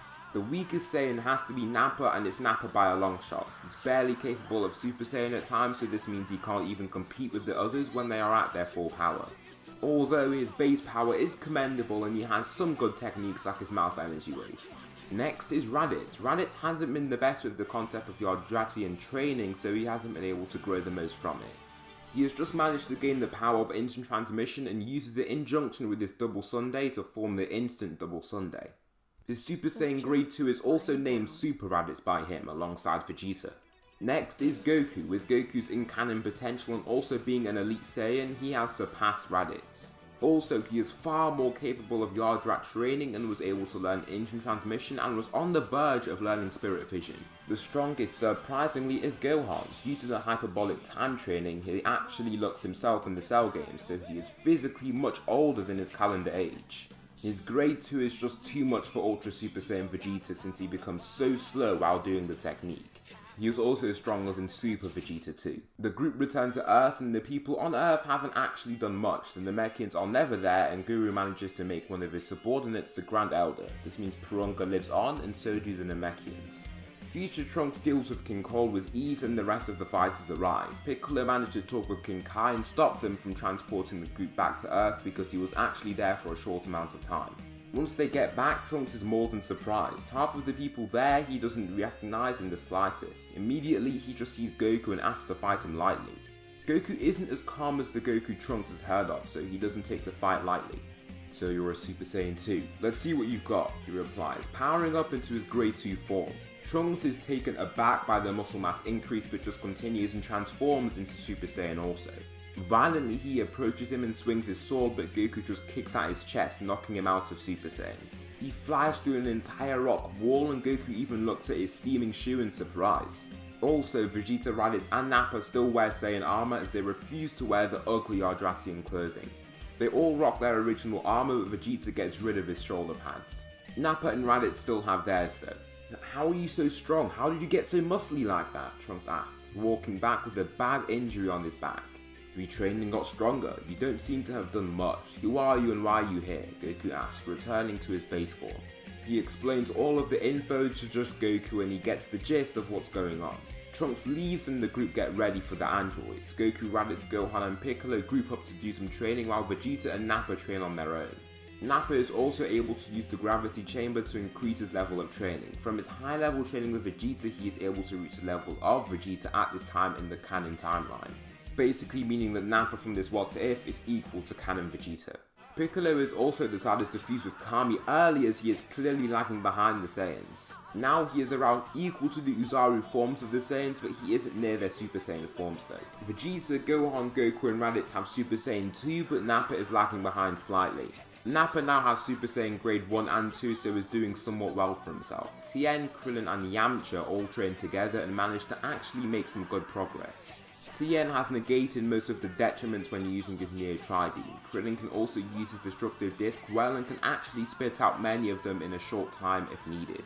Yamcha's Spirit Ball is also useful for surprise attacks. Raditz also has a kill at this time, like Vegeta. Taking heavy inspiration from Masako X here, I'll just say that he has a kid with launch. However, I'm not saying it will be Ranch, but instead just a kid called Raditz Jr. He looks pretty similar to Raditz and keeps a lot of his features too. He is born with a power level of 850, so he is slightly stronger than Gohan when he was born. Also, he is the same age as Trunks, only being older by a few odd months. The androids attack and everything goes similar to canon until they arrive at Sasebo. Goku flies away with the two androids to not hurt the other humans and faces them. The only thing that changes is that Yamcha isn't taken down and almost killed. That is because Yamcha wasn't actually the first to meet these two androids. He powers up into a Super Saiyan and surprisingly doesn't buff up any further. I won't need any other form to bring you both down, Goku claims, showing off his new and improved aura.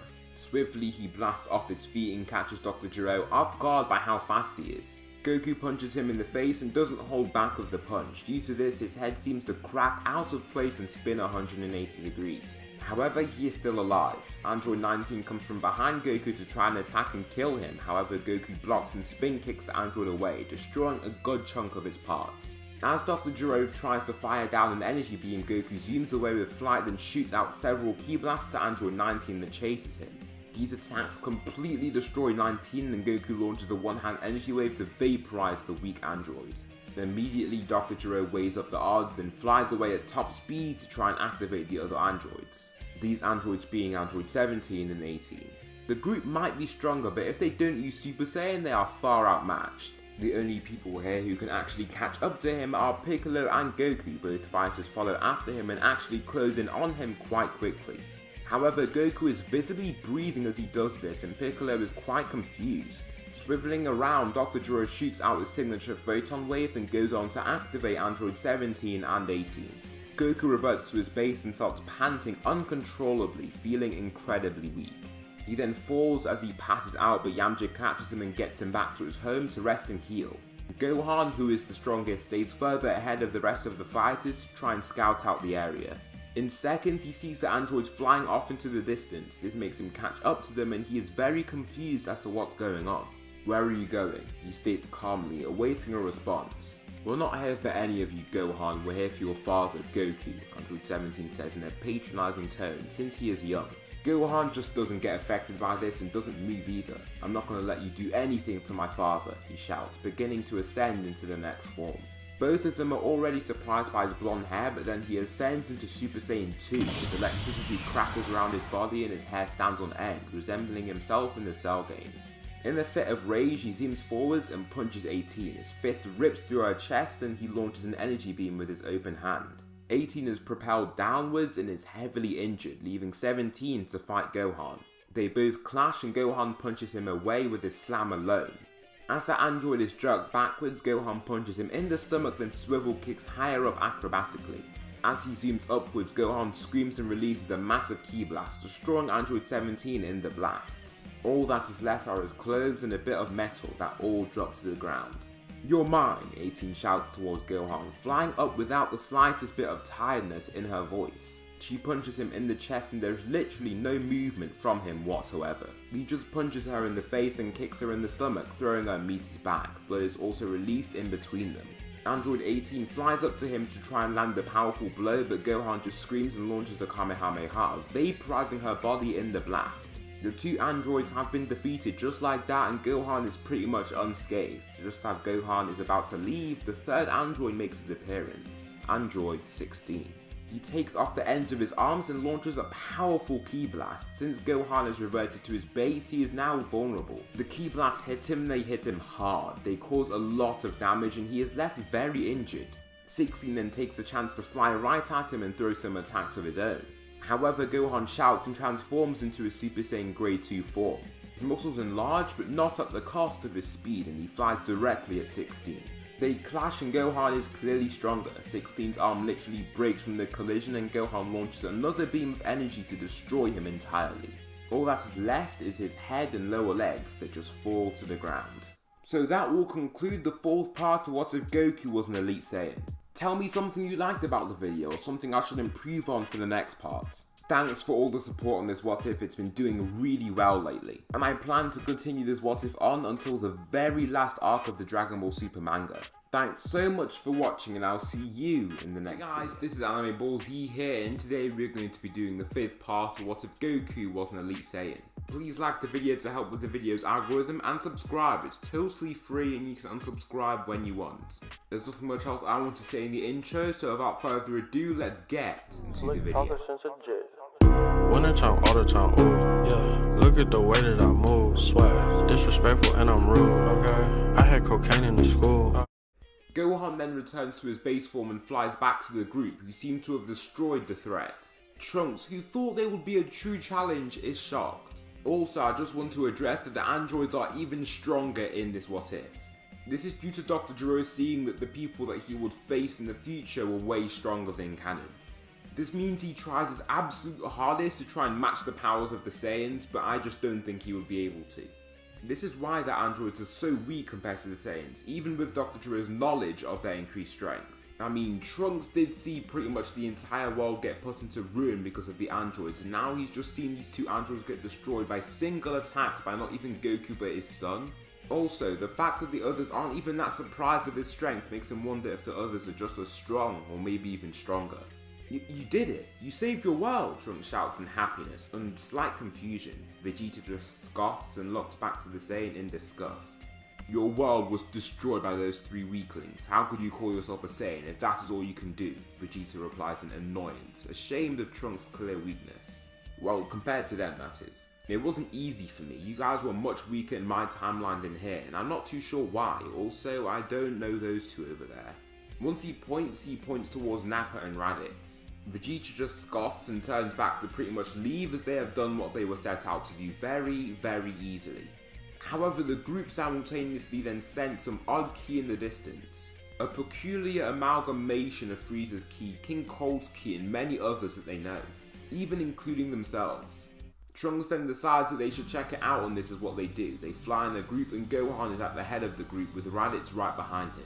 Next to Raditz is Vegeta, who is arrogantly flaunting his Super Saiyan form while the others stay in their bases. Once they arrive, they see him in the distance and Vegeta flies ahead of everyone else to try and fight him first. Vegeta lands ahead of Cell and strikes fear into his body as his hair glistens golden. Cell is perplexed by this but tries to stand his ground and shoots Goku's Kamehameha wave. It just slowly travels towards Vegeta, who sidesteps to dodge the attack. He smirks while doing so and Cell doesn't even know what to do or say. You weakling. I felt all of the ki rushing through you and I thought you might have been a challenge, but oh well. Who could ever challenge a Saiyan, let alone the prince of all Saiyans? Vegeta says, raising his arms in a regal position. As you can tell, Vegeta is certainly more prideful in himself and the Saiyan race of being able to take down Frieza and also the androids so easily. Cell screams and flies at Vegeta, throwing 2 strong punches to try and hit him. Swiftly, Vegeta punches the bio-android in his chest and sends his fist right through his body. Blood spurts pretty much everywhere and drips down Cell's chest and back. Vegeta doesn't even pull his fist out and stares the beast down as it slowly starts to die and black out. Cell would have healed from this injury, but the problem is that Vegeta just isn't taking his arm out.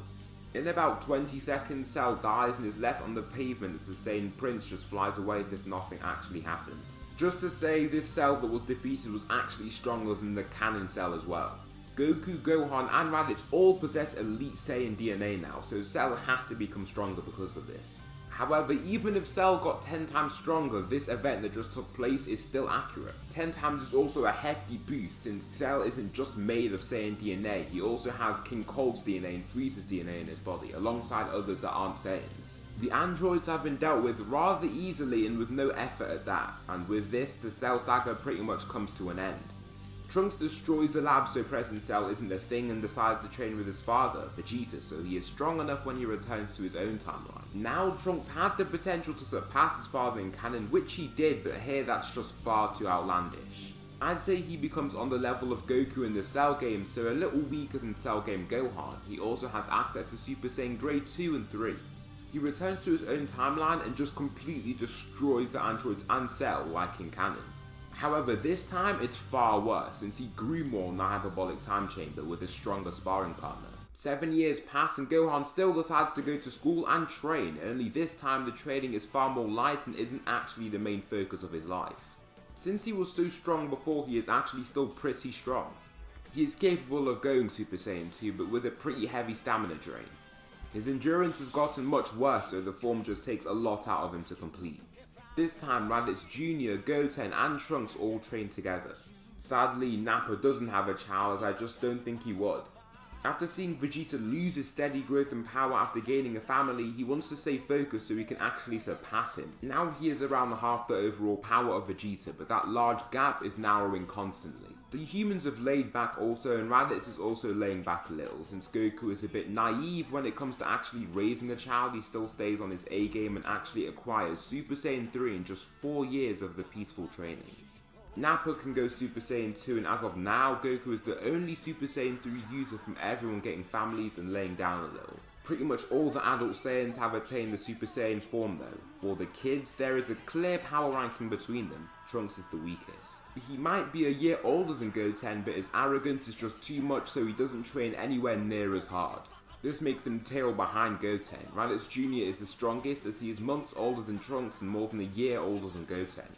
He also trains well, so with good training and the age advantage, he is stronger. He also has the highest born power level out of the 3. Trunks' born power level is the same as his canon counterpart, which hasn't been stated like ever, and Goten's is a bunch higher from his elite genetics. Raditz Jr., Goten and Trunks all have Super Saiyan, while Raditz actually has Grade 2 too. He isn't looking to get Grade 3 since it will make him too slow, but instead is looking towards Super Saiyan 2.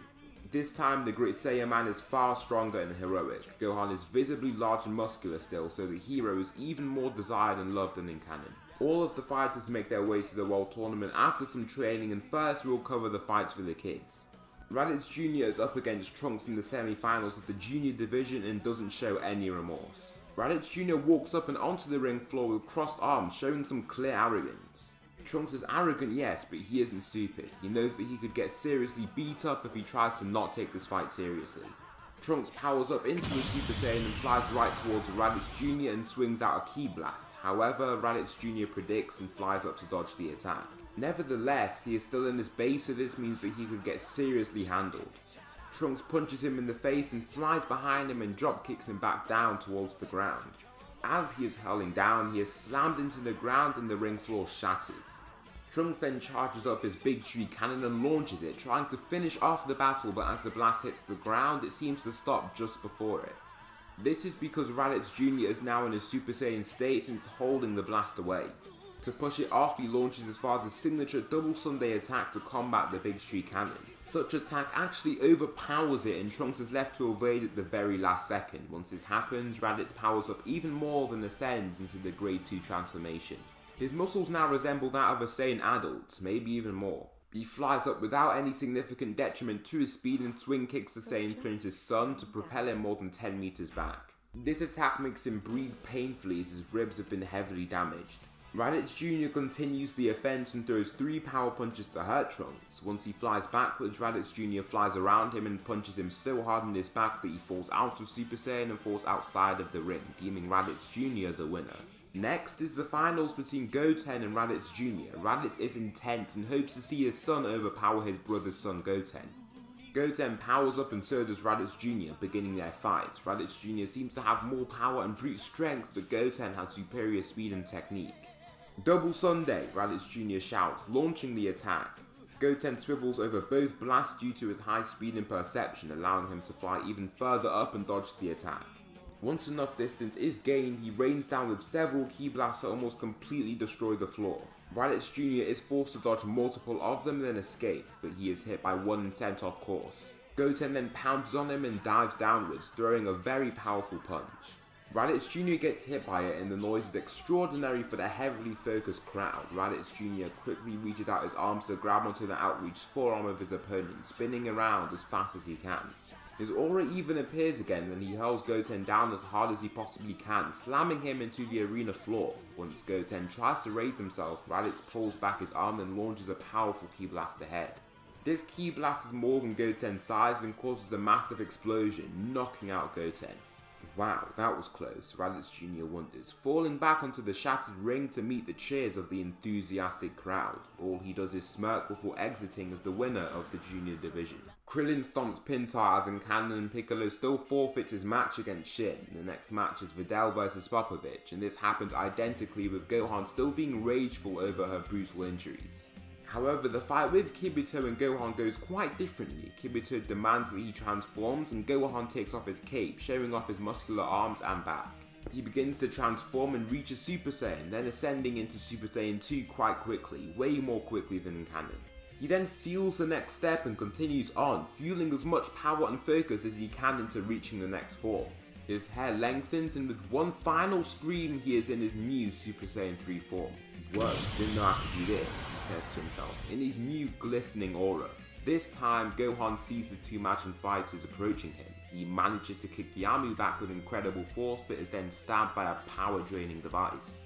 This then reverts him back into his base. Popovich then Yamu fly off and Yamu seems very injured from that single kick, although the Majin power gives him an unnatural pain tolerance. If not, he probably would have been barely able to move right now. Goku, Krillin, Raditz, Nappa and Piccolo fly off to try and chase after the fighters. Once they arrive, Dabura shoots spit at Krillin and turns him to stone. He does the same to Piccolo. This leaves the three Saiyans and Shin to try and combat them. The Saiyans handle the several levels of combatants and the last level leaves Dabura, who is up against Gohan lacking cannon. They are transported away from the current battle and Gohan stands off against him. His body still resembles that of himself 7 years prior, still being muscular and athletic looking.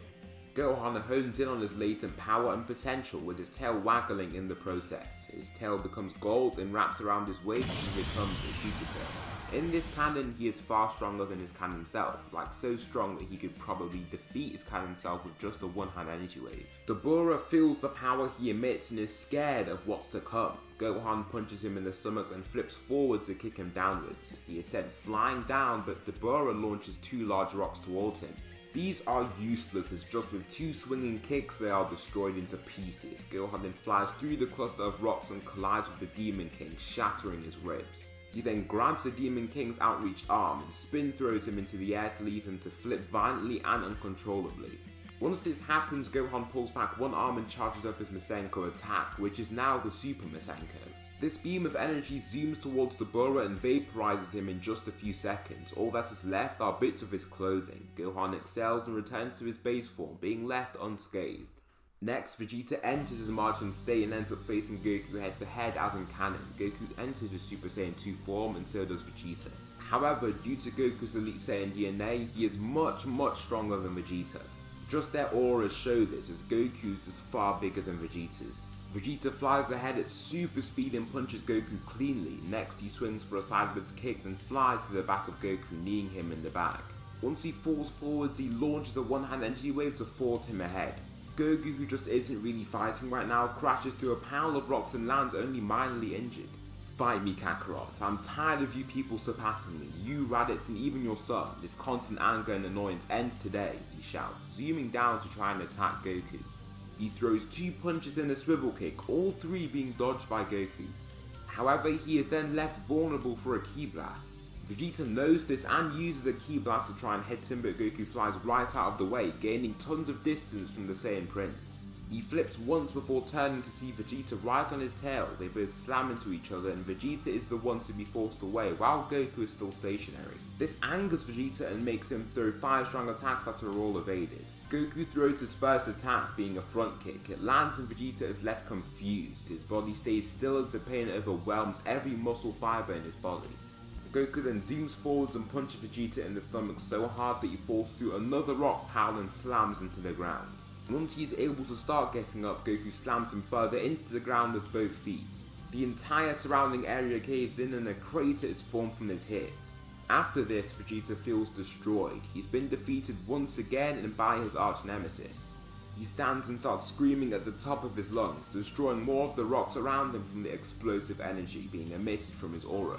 His hair then starts to grow slightly and then grow down his back, giving him a more unique look. His brow ridges then grow as he ascends into the next and final Super Saiyan graded form, Super Saiyan 3. His aura is far more majestic and his margin symbol on his forehead is still present, making him even more powerful. Vegeta flies right towards Goku and they trade blows. Vegeta somehow is still the weaker of the two after these hits. As Vegeta is knocked back, Goku throws 2 hooks to his stomach and a ki blast. As Vegeta falls back, he launches a one-hand energy wave from close up so that Goku is forced to block. However, Goku stands his ground only to see Vegeta blast through the smoke with his electrical aura. He throws a right at Goku but he dodges and kicks Vegeta in the side of his body. He then swings over for a punch to the head that launches Vegeta sideways and away a fair distance. The Prince blindly flies ahead as he is overconfident from his new form and swings ahead for a knee. However, Goku grabs his loose arm and spins astoundingly fast. The wind from this speed even makes a whirlpool sound effect and affects the naked eye. He then throws Vegeta through a rock pile and he slams into a second, destroying it too. Then he zooms ahead and in a split second has his hands aimed ahead and ready. In an instant, his double hand energy wave is fired off and launches his enemy through the rock pile situated behind it. The rock vaporizes and Vegeta is forced into the rocky floor below, also being very injured. His body feels much weaker and his legs quiver once he stands. Goku appears ahead of him with instant transmission and stares him down with scary eyes. Vegeta, you lost. Stand down or I will be forced to kill you, Goku states, raising his hand in the process. Once this happens, overwhelming guilt shrouds his mind. The merciless killings he has recently performed and the toxic drive to try and surpass Kakarot by any means necessary. It's all destroyed his mind. He reverts to his Super Saiyan form out of sheer exhaustion and knocks Goku's palm away, signifying that he is done with the match. Fine Kakarot, you win, Vegeta says, then realizing that Boo has been awakened. So that will conclude the 5th part of What If Goku Was an Elite Saiyan. Tell me something you liked about the video or something that I should improve on for the next part in the comments to make this What If as great as possible. Thanks so much for watching and I'll see you in the next video. Hey guys, this is Anime Ball Z here and today we're going to be doing the 6th part of What If Goku Was an Elite Saiyan. I'm sorry for the delay, I was actually on holiday, but now I'm definitely going to get back on the grind and be pushing out more videos for you guys. Please like the video to help with the algorithm and subscribe. It's totally free and you can unsubscribe when you want. There's nothing much else I want to say in the intro, so without further ado, let's get into the video. Winter time, all the time, ooh, yeah. Look at the way that I move, swag, disrespectful and I'm rude, okay? I had cocaine in the school. Goku witnesses this too and Vegeta isn't able to just knock Goku out so easily, especially not when he's in his basic Super Saiyan form. Goku reverts to his Super Saiyan Grade 4 form, which he attained in the 7-year time skip.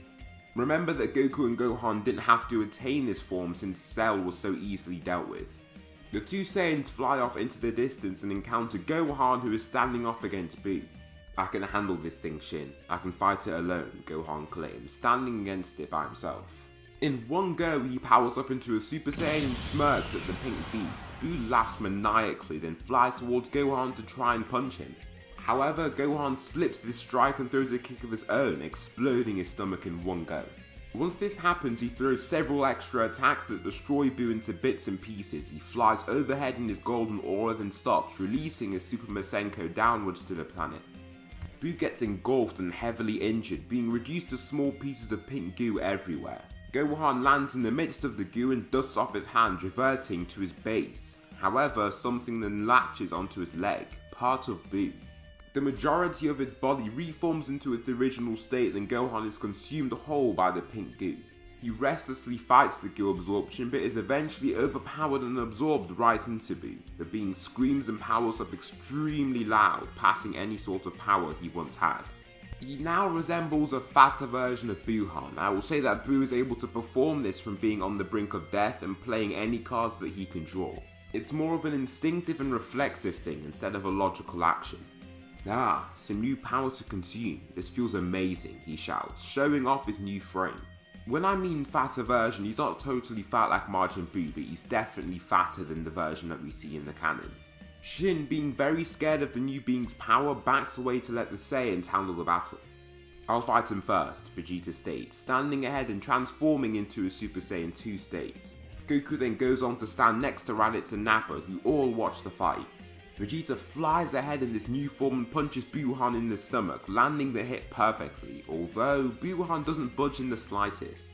Buuhan might be a good bit weaker than the Buuhan from canon, but he is still incredibly powerful.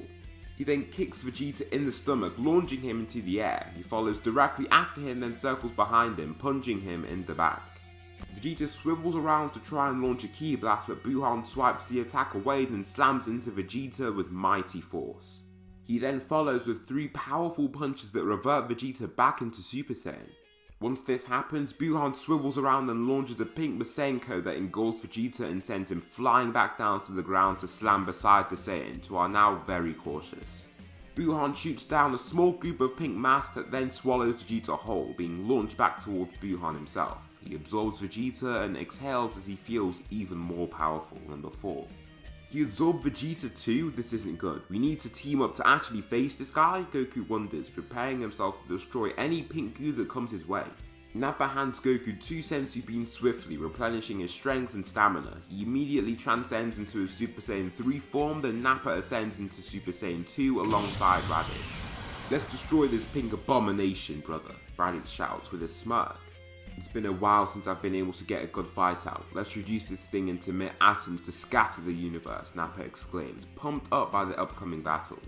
Buuhan, now amped by Vegeta's power, just awaits battle from above all the fighters, not even moving a muscle.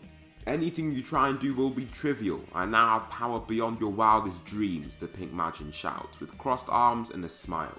Goku blasts up and towards Buu straight on. Raditz and Nappa circle around him in a flowing fashion, and Raditz abruptly stops to charge an attack of his own. Goku swings out for a punch, but Buu then knees him in the chest after slipping such punch. Following this, he punches Goku back and flies around wildly to hit Goku around the place like a ball for 3 straight seconds. Once Goku starts falling behind, Nappa zooms ahead and clashes with the Majin fighter. Ah, a brute with no power to show for himself, Buuhan shouts, kicking out at the man's chest. Buu throws a swinging right kick to crack Nappa's rib, then spins around to land a left hook to the guy's jaw, snapping his head to the side. Once this happens, Buuhan shoots out both arms to launch Nappa away, but then he sees Raditz appear beside him. Instant double Sunday, Raditz shouts, launching his 2 energy waves at Buuhan. The fighter doesn't even move from this and just gets a few bruises that eventually fade away into nothing. A good attack, I must say. You use your techniques well, Buuhan says in an arrogant tone. Goku then screams and launches his Kamehameha away from below towards Buuhan. Although he just smirks and disappears, being nowhere to be seen. He then appears behind Goku, holding one palm to his back. Big bang attack, he shouts, launching the blue ki blast and forcing Goku into a rock pile, causing a massive explosion. All 3 fighters are forced to teleport away since the explosion is so large, leaving Goku in his base form with little power and strength.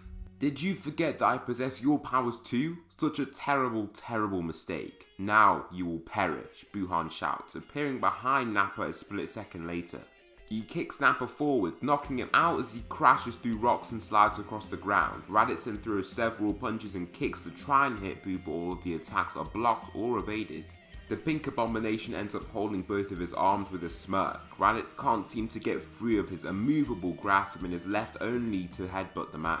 Nothing is caused. The only thing that happens is a small bruise appears that then fades in no time. Boo kicks Raditz so hard in his chest that his armor flies right off from being shattered and he is shot into the ground as if he's a bullet exiting a sniper's chamber. Raditz reverts to his base and is heavily weakened, being barely able to move around. Goku then shakes as he reveals one last sensor beam that he eats. His full power is replenished and also amplified as he receives a useful Zenkai.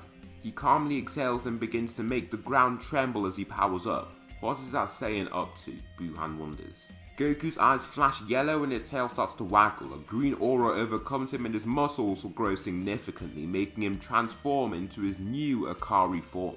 Due to his prior control of the Uzaru, he is able to contain himself relatively well in this state. Once this happens, he knows the power isn't enough, so he desperately tries to stack Super Saiyan onto this too. The clouds darken and his aura starts to brighten out from golden to green. His tail wraps around his waist once again that he lets out one final roar, ascending into his new Super Saiyan Akari form. His eyes are yellow and his hair is of the same colour with a golden aura. He fuses calmly as he feels the power almost slipping out from every pore in his body. Once this new power is present, Goku flies as fast as he can towards Buuhan to try and destroy him. They both clash forearms and Buuhan's face becomes neutral as he senses the Saiyan's drastic increase in power. He shoves the Super Saiyan's arm upwards and punches him in the stomach, following with a pink ki blast. Goku somehow flies right back out of the smoke released and trades blows with the fighter.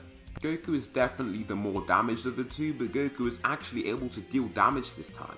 How has this Saiyan grown so much in just a few minutes alone? This is annoying, Boo thinks to himself, with a few bruises across his body. Buuhan screams with the new power he has amassed and appears behind Goku. He swings for a kick, but Goku then appears behind him instead. He clashes with his opponent but is slowly overpowered as he is pushed back. Buuhan kicks him in the gut then swivel kicks him in the head. These two devastating strikes launch him right into a rock pile. The entire pile of large orange rocks break apart and the Saiyan coughs blood from the hit.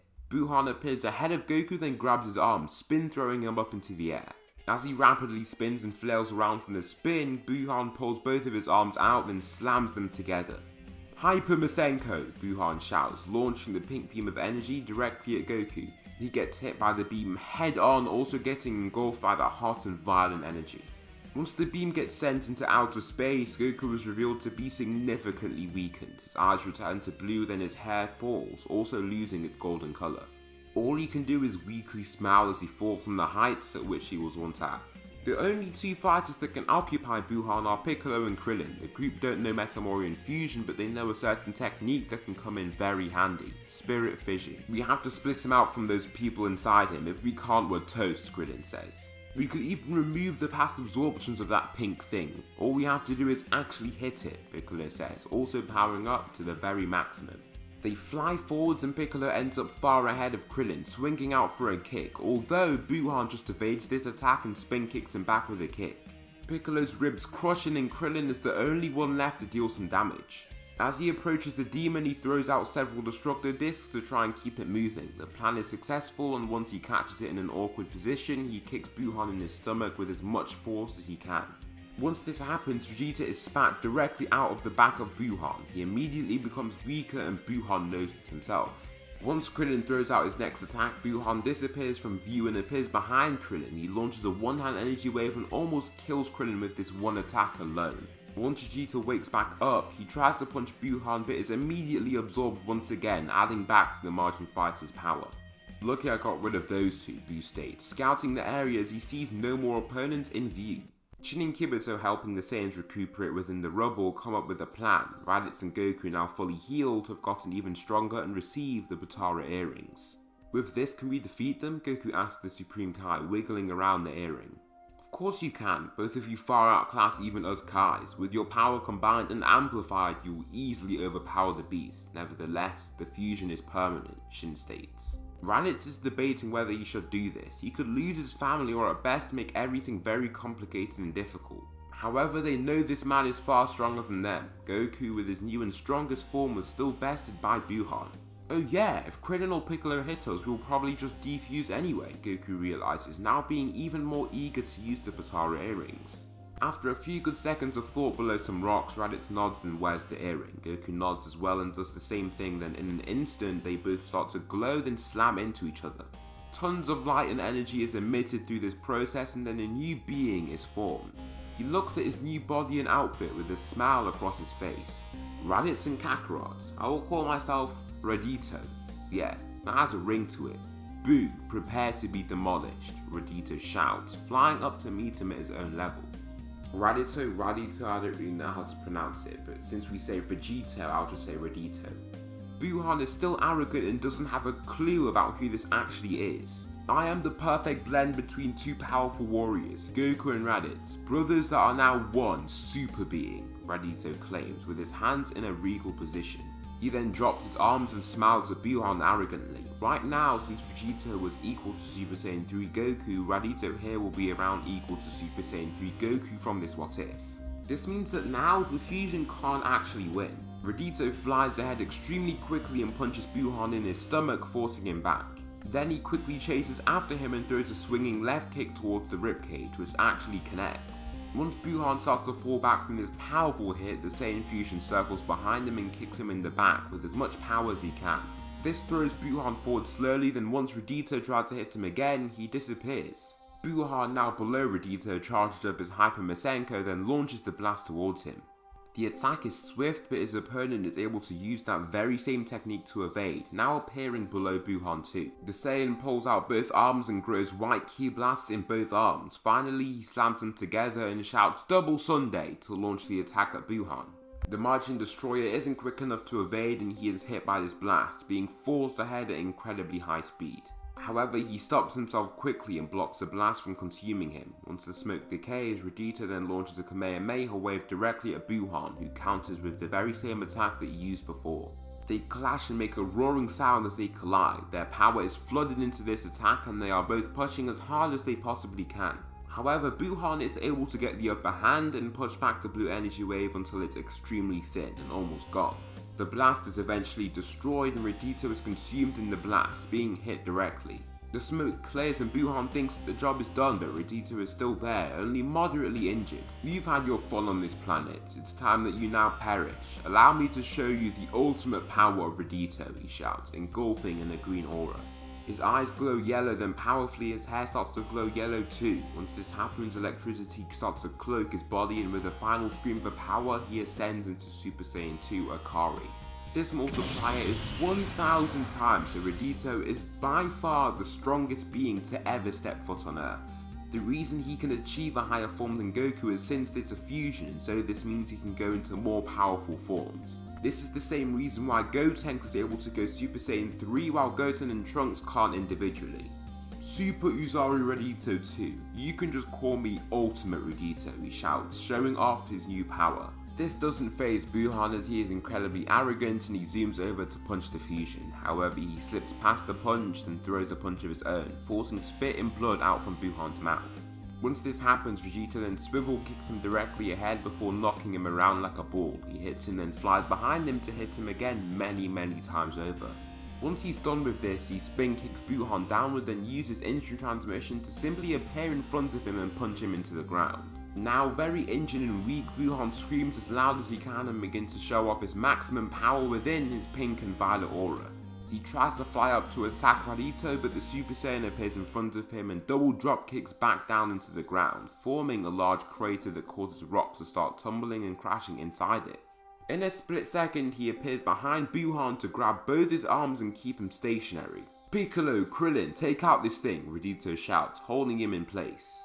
Remember, Radito can't just take him out now since he will also be killing Vegeta and Gohan. Desperately, Buhan slams his head into Radito's forehead multiple times but no damage is caused. However, the long appendage from his head aims itself and shoots out a pink beam of energy to turn the fusion into a candy.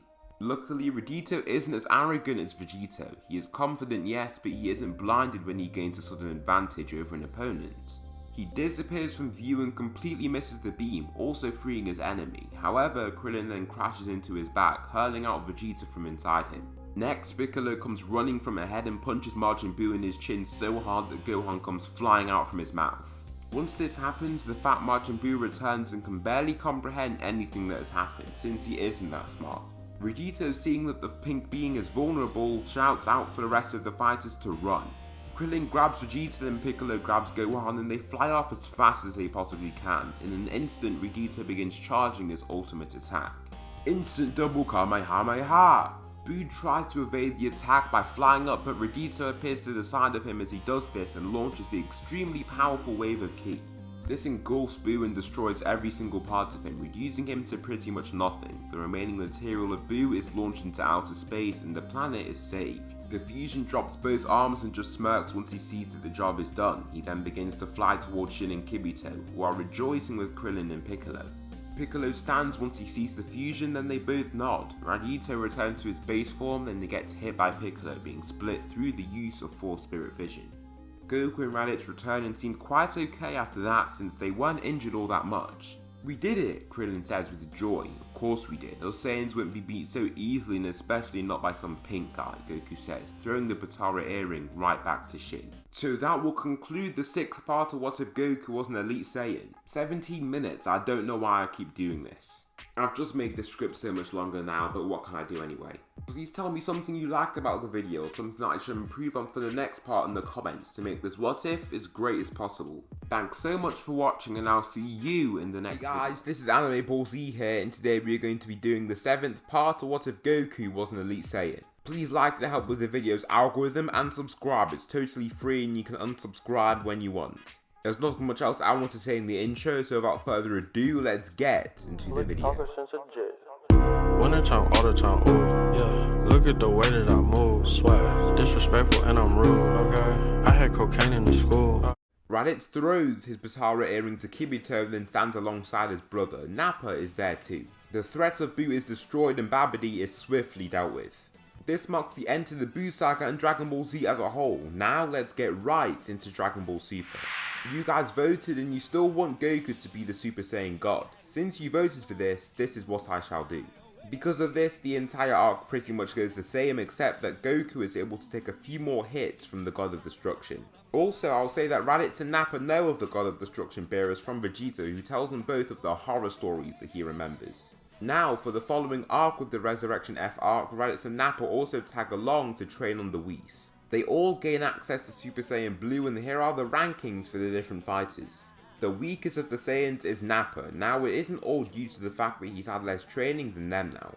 Actually, it's because of him being a mid-class Saiyan warrior. The rest of the Saiyans are of elite class, so his genetics are simply keeping him behind. His power growth is less intense, and his potential is worse. The following Saiyan is Raditz. Now that him and Vegeta are receiving similar training, Vegeta's genetics and talent is coming into play, and this allows him to surpass the brother of Goku.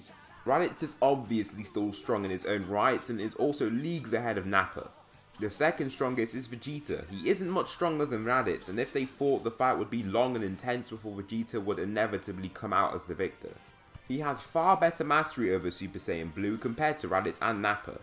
His potential is definitely there, and he has caught the attention of Whis quite a bit. However, the primary warrior is definitely Goku. He was a low-class warrior and had insane potential in the canon, so if this potential is amplified by his elite genetics in this What If, this means he is the strongest Saiyan by a large margin. Even if you do say that Goku is stronger than Vegeta due to his training and how he trains, instead of just working really hard but instead working efficiently and resting, his genetics are being amplified and made better either way, so his strength will increase both ways. His Super Saiyan Blue mastery is very impressive, and he is close to perfecting Super Saiyan Blue already. He is definitely receiving the most attention from Whis, and even Beerus is impressed by the power growth that he has. Once Frieza starts to wreak havoc on the Earth, the fighters all return and band together to protect the planet. While their parents were away training, Raditz Jr., Goten and Trunks all decided to head into the Hyperbolic Time Chamber one weekend day to get stronger and not fall behind too much. Well, they definitely still do fall behind, but they're kids after all and are very ambitious. They are all capable of Super Saiyan 2 and are actually the strongest people on Earth, so when Frieza arrives, he's definitely in for a lot. Once Frieza arrives on Earth with his soldiers, the Saiyan kids are also there to stop him. Frieza, my father has said many things about you, Raditz Jr. says, approaching his flying pod. Wow, a spitting image of young Raditz. You must be his son. Well, he must have told you about how strong and imposing I was, Frieza says with a smirk on his face. No, he said that my cousin Gohan killed you, he says, switching the tone of Frieza immediately. Get them, Frieza says, lifting his finger. The soldiers blast off towards the fighters and Piccolo alongside the humans are there. Neo Tri-Beam, Tien shouts, launching his powerful signature attack to kill several soldiers in one go. Next, the kids simultaneously power up into Super Saiyan then blast around, destroying the soldiers in their path. Goten punches a soldier forward that is then slammed downwards by Raditz Jr. This soldier slams into and knocks out many other soldiers as he is tumbling too. Double Sunday, Raditz Jr. shouts, launching their energy beam through several soldiers in one go. Although these blasts are quite inefficient as they are just far too thin.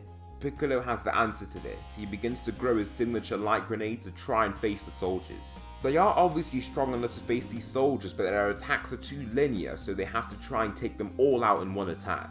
Trunks decides to protect him and he does so with ease. I mean, these people range from 1000 to 2000 in power level, so they're just being killed with single hits. Trunks kicks a soldier in the chest and launches out 2 more ki blasts to destroy the remaining fighters. Move, he shouts, launching the attack at the soldiers.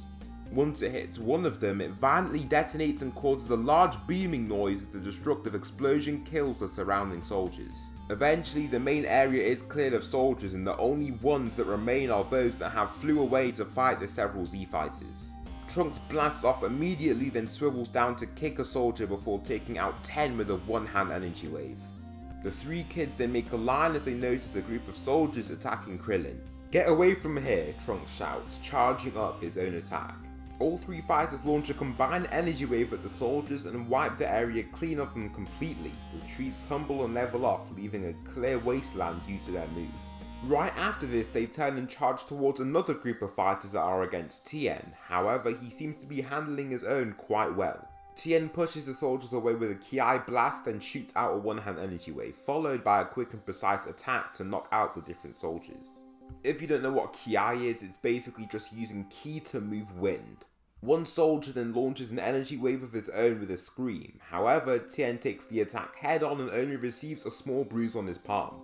He then forms his hands into a triangular position, launching 3 consecutive tri-beams. These kill the soldiers and leave them to fall down and lay lifelessly in a ravine. Once this happens, the soldiers have been dealt with and the only ones that remain are Tagoma and Shisami. Raditz Jr. faces off against both fighters alone. He clenches his fist then roars, transforming into a Super Saiyan 2 form.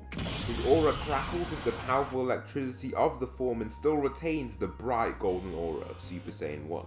Shisami smirks as he is unclear of their power, but Sorbet on the sidelines reads the power.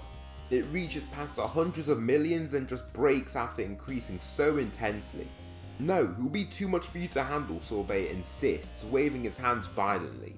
Oh please, I won't lose to some tailed earthling. Stand back, he shouts, before powering up and blasting forwards as fast as he can. They clash and Raditz Jr. doesn't move in the slightest while Shisami is launched backwards. The Saiyan circles behind him then sidekicks him ahead. Following this landed hit, he flies up high then rains down with an energy wave. However, Shisami is just about able to evade the very swift attack.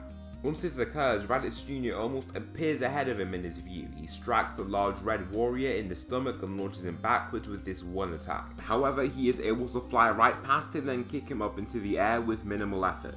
To add some flash, the Saiyan even flies around him multiple times as he is being shot up into the air. This gives a very cool effect of a golden trail around Shisami's body that constantly wraps around him. The Super Saiyan then swing kicks the fighter down into the ground, knocking him out. Tagoma seems a little more scared at this, but then takes the battle and tries to fight the Saiyan. However, the young Saiyan doesn't hold back as he double drop kicks the fighter with all the force that he can muster. This slams him into the ground and forms a literal crater from the high force. He then reverts to his base and lands ahead of Frieza, staring him down. Face me, he shouts, making a battle stance. Boy, you don't stand a chance against me. I'm saving the true fight for the others, Frieza states, unwilling to battle. Luckily for him, the 4 Saiyans land next to the humans and kids. Hey son, get out of here and take your friends. I won't let this animal live again, Raditz states, showing off his new aura. Nappa, also being slightly more muscular than before, stares down Frieza with hatred for what he has done to his planet and race. Also, he was powerless against him before, but now he won't be. I won't let you live another day, Frieza. I have far more power than you can imagine, and now you will perish, Nappa shouts as he shows off his silver aura. Is that all the power you have, Nappa? Not a single transformation, Frieza asks provocatively, reaching his unsuppressed final form. He makes a recoil position and waggles his tail as his power amplifies greatly. "I won't need a single transformation to kill you," Nappa shouts, disappearing from sight. He appears behind Frieza, then punches him forward with as much power as he can. He then flies after the fighter and throws a punch that is dodged and evaded. However, Nappa blasts off his feet and flips forward to kick Frieza in his nose, launching him ahead. This makes the Emperor slightly annoyed and he powers up to the maximum, showing a glimpse of golden energy flashing off his body. However, he stays in his final form and flies towards Nappa with his maximum speed. However, Nappa still seems to be faster. He lands the first hit from his far superior range, then backs away to dodge a kick from Frieza. At the end of the day, Frieza's like 5'4" and Nappa has to be like 6'10" minimum. Following this hit, he kicks the tyrant further back and follows right after him. Before he can even stop himself, he is hit with a ki blast that forces him downwards from the explosive force. Frieza then stops himself and is overcome by rage. He screams and flies up to Nappa, punching him in his gut. Then he launches a barrage of ki blasts, finishing off with a larger and more powerful ki blast. Once the smoke thins, Nappa is nowhere to be seen. This is because he is now behind Frieza. He has utilised instant transmission to do this. He kicks him in the back, then teleports ahead of the warrior, allowing him to launch his energy wave directly at him. This forces him down and into the ground, also causing a massive explosion from the hit. The smoke clears and Frieza is clearly weakened. "You've gotten stronger, Frieza, but I have too. I will turn you into ashes," Nappa states, charging up one of his own attacks. Frieza just smirks and begins to power up, making Nappa stop as he feels his power shoot up dramatically. His skin then engulfs in a unique golden energy and then he transforms into his golden Frieza state. His aura is violent and furious as his body has been greatly amplified. "Raditz, you think we should both take him?" Nappa says, trying to get Raditz in on the fun. Frieza has gotten much stronger, yes, but Nappa has a whole arsenal of transformations that he can use, so he isn't scared at all. Raditz appears beside him, then both Saiyans begin to roar, transforming into their ultimate forms. Their auras combine as they are so close and the former squad mates transform into the Super Saiyan Blue form. Nappa is sadly still as bold as ever, but his beard is a bright blue, with his aura and his eyes following the same colour. Raditz's luscious hair is now a vibrant blue and looks far more majestic, as well as his muscles being even more popping than before. Raditz swiftly flies forwards and disappears, appearing behind Frieza to kick him up. Next, he gets punched forward by Nappa and sent flying away tens of meters. As he is forced back, Nappa comes in from down below and tries to attack Frieza, but he catches notice and launches a semi-charged up ki blast. Once he looks down a little too long, Raditz slams down the tyrant and gets kicked downwards further by Nappa. Frieza slams into the rocky floor and is now furious. These two Saiyans that were once under him now reign over him with far superior power to his own. In one last shot, the Emperor shouts as loud as he can and powers up, which is pretty much futile. He does get slightly stronger from drawing upon more ki, but at the end of the day, there's no amount of powering up that he can do to get on their level. Frieza flies forwards and tries to attack Nappa since he's clearly slower, but he still dodges with ease and kicks Frieza in his back. When I mean slower, I mean that Nappa is slower than Raditz, not Frieza. Raditz appears behind Frieza and lands a gut punch to his stomach. Frieza then coughs out a mass of blood and spit from this hit and just flies there. However, Raditz spins counterclockwise and lands a kick to his arm, forcing him away several meters. Nappa then shoots him further, faster with another punch that makes it hard for Frieza to even see as he is hurling backwards. Raditz then uses instant transmission to appear behind Frieza and he pulls back both arms, charging up his next attack. "Double God Sunday," he shouts, launching two blue energy waves directly towards Frieza that engulf and heavily injure him. Once the smoke clears, Frieza falls back down to the ground in his final form and is barely able to keep himself up on his hands and knees. "You're lucky I held back with that attack, Frieza. I don't think we'd be quite satisfied with that finish," Raditz replies, raising his hand towards him. Frieza just drops his head and smiles, sticking his hands into the ground to destroy it. Raditz looks around and kills Frieza immediately with a brutal decapitation. However, the explosion continues and in no time the entire planet is destroyed. However, Whis is able to take them back to just before Raditz performs his Double God Sunday. All four Saiyans transform into their Super Saiyan Blue states and appear in a line: Goku, Vegeta, Raditz, and Nappa. This surprises Frieza as he isn't clear of what happened in the future, then out of nowhere they all charge up and launch their signature attacks. The Kamehameha, Final Flash, Nappa's Brick Cannon or the Mouth Energy Wave that he always uses, and the Double Sunday. All 4 attacks combine and form a devastating blast that takes Frieza out completely. Now that was a satisfying finish, Reddit says, dropping his arms. Gohan, after seeing his parents and parents' friends become so strong, becomes more motivated to start training. During his free time, he realizes that Super Saiyan 2 has become heavily taxing on his body, so it makes him even more determined to raise his power and reach new heights. He does have a family now and can't just go off training with Whis, but decides to just stay on Earth and train within his free time to gain as much strength as possible and ascend past his limits. Before the Universe 6 tournament begins, a few things still take place. For example, Piccolo decides to spar with Gohan to see if he's still strong as he once was. This is after Piccolo declines to train with the 4 Saiyans in the hyperbolic time chamber for 3 years. It does seem slightly enticing, but he knows his limits and finds it far better to train on his own. Both fighters face each other and Piccolo looks at him with a slight sense of disgust.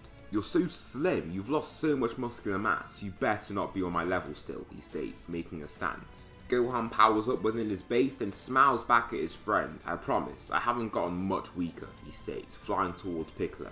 He strikes Piccolo's block and launches him back with this force. The Saiyan might have been off his game, but he hasn't lost all that much power. He might still have lost strength in this what if, but he's definitely not as weak as he was in canon and can actually handle Super Saiyan to a reasonable standard. At the end of the day, Gohan at his peak was so much stronger than Piccolo that it would take a lot of time before he became weaker than the Namekian. Piccolo slides back from the strike, then flies back out to try and land an attack of his own. Gohan swivels then strikes down with a kick that Piccolo easily evades. He then flies directly off his feet to try and hit Piccolo, launching out a ki blast. Piccolo, predicting this attack, spins over it athletically before throwing down a kick of his own. Gohan blocks and smiles back at Piccolo once he catches it. Dropping his arm, he screams and bursts out with golden ki. His hair shifts into that same hue, and after a little bit of willpower, he becomes a Super Saiyan. He zooms ahead, now being 50 times faster, and he kicks at the gut of Piccolo. This forces him into the skies, and Gohan flies after him extremely fast. Eventually, he circles past the Namekian and kicks him downwards with a double drop kick. Piccolo crashes through a rock hill, then rolls across the ground, looking up hastily to try and anticipate an attack. However, Gohan continues to power up in the sky. He starts screaming and transforms into a Super Saiyan 2 form. However, he tries to continue and blast past this form but seems to be struggling quite a lot. He continues to try and push for it, but his body simply isn't in the state to allow the taxing form to occur. The form I'm talking about is the heavily taxing Super Saiyan 3 form. Since he wanted to fit into society, he cut off his tail and is no longer able to utilize the power of the Ikari form. This then keeps his limit as Super Saiyan 2 and he stops powering up, also reverting back into normal Super Saiyan. I can't reach the form that I once could," Gohan states, bummed out at his lack of endurance. "Of course you can't, you are a glorious fighter. You had far surpassed your father and had uncontested power at the age of 12. Gohan, you have the potential to be the strongest Earthling to have ever existed, but you've wasted it getting some useless job. I won't tell you what to do with your life, but just know what you're missing out on," Piccolo explains, slightly changing Gohan's mindset. Initially, he didn't want to go and join the Saiyans since he would be a detriment to the other fighters. However, he knows his potential and has to find a way to try and match the fighters that he will face. Now, here are the options. He can join them immediately without an increase in power. The second choice is that he uses the Dragon Balls to unlock his potential and gain a lot of strength. The third choice is that he somehow gets to Namek to unlock his potential. Once he thinks a little, he realizes that they all have instant transmission and can maybe get there with focus. "Piccolo, Namek has a new Grand Elder, right?" he asks, turning back to the Namekian. "Yes, but why are you asking?" he asks, raising a brow. "Couldn't he unlock our potentials?" he asks, lighting up Piccolo's eyes from the very smart idea. So that will conclude the 7th part of What If Goku Was an Elite Saiyan. Please tell me something you liked about the video or something that I can improve on for the next part in the comments to make this what if as great as possible. I really hope you guys enjoyed me giving the spotlight to the other fighters like Raditz, Nappa and Gohan in this what if, but don't worry, Goku will get his part in the future parts, obviously. It is his what if at the end of the day. Thanks so much for watching and I'll see you in the next video. This is Anime Ball Z here and today we are going to be doing the 8th part of What If Goku Was an Elite Saiyan. Please like to help with the video's algorithm and subscribe, it's totally free and you can unsubscribe when you want. There's nothing much else I want to say in the intro, so without further ado, let's get into the video. Winter time, all the time, ooh, yeah. Look Look at the way that I move, swag, disrespectful and I'm rude, okay? I had cocaine in the school. Maybe all that studying was useful after all. However, Namek is very far away. I've never been able to lock onto it, Piccolo states, raising 2 fingers to try and lock onto the planet. Remember, Piccolo does know ancient transmission from going to Yardrat with everyone else. It takes a few seconds, but this time he finds it. It has been a month since he's actually tried to search for the planet, but he has also trained the technique for combat and medium range teleportation. With the planet locked onto, Gohan places his palm on Piccolo's shoulder, then they arrive on the planet. Luckily, they arrive in close range of the Grand Elder's palace, so they just teleport into the place and manage to get their potentials unlocked by Grand Elder Mori. Remember that new Namek doesn't actually exist in this continuity because Namek was never destroyed. Gohan feels more than just stronger from this unlock. He feels like a whole different person. His aura is far more intense, and this is the same with Piccolo. They nod to Mori, then disappear, appearing back on Earth. Next, they arrive on Kami's lookout a few good minutes before the Saiyans are set to enter. Before all of them enter the hyperbolic time chamber, they plead to try and enter it with them. "Hey, I want to train with you guys now," Gohan shouts, catching the attention of Vegeta. "Oh please, do you really think you wield the power to contend with us Saiyans? You know how much weaker you are in comparison to what..." Vegeta is cut off once he senses his ki, noticing that it's increased by leaps and bounds. "Since when did you get so strong?" he asks, now being a little more insistent on letting him in. Goku, who is near the door, turns to see Gohan too. "Gohan, you're super strong now, and you too, Piccolo," he states, surprised by their powers. Their ki signatures have magnified by multiple times and are now far more imposing than what they once were. This makes the Saiyans more intrigued to try and see what they are capable of. "Fine, don't slow us down," Vegeta states, entering the hyperbolic time chamber with the other 2 warriors and the rest of the Saiyans. Piccolo is reluctant to enter, but is far more interested by the fact that he is increased in power by so much.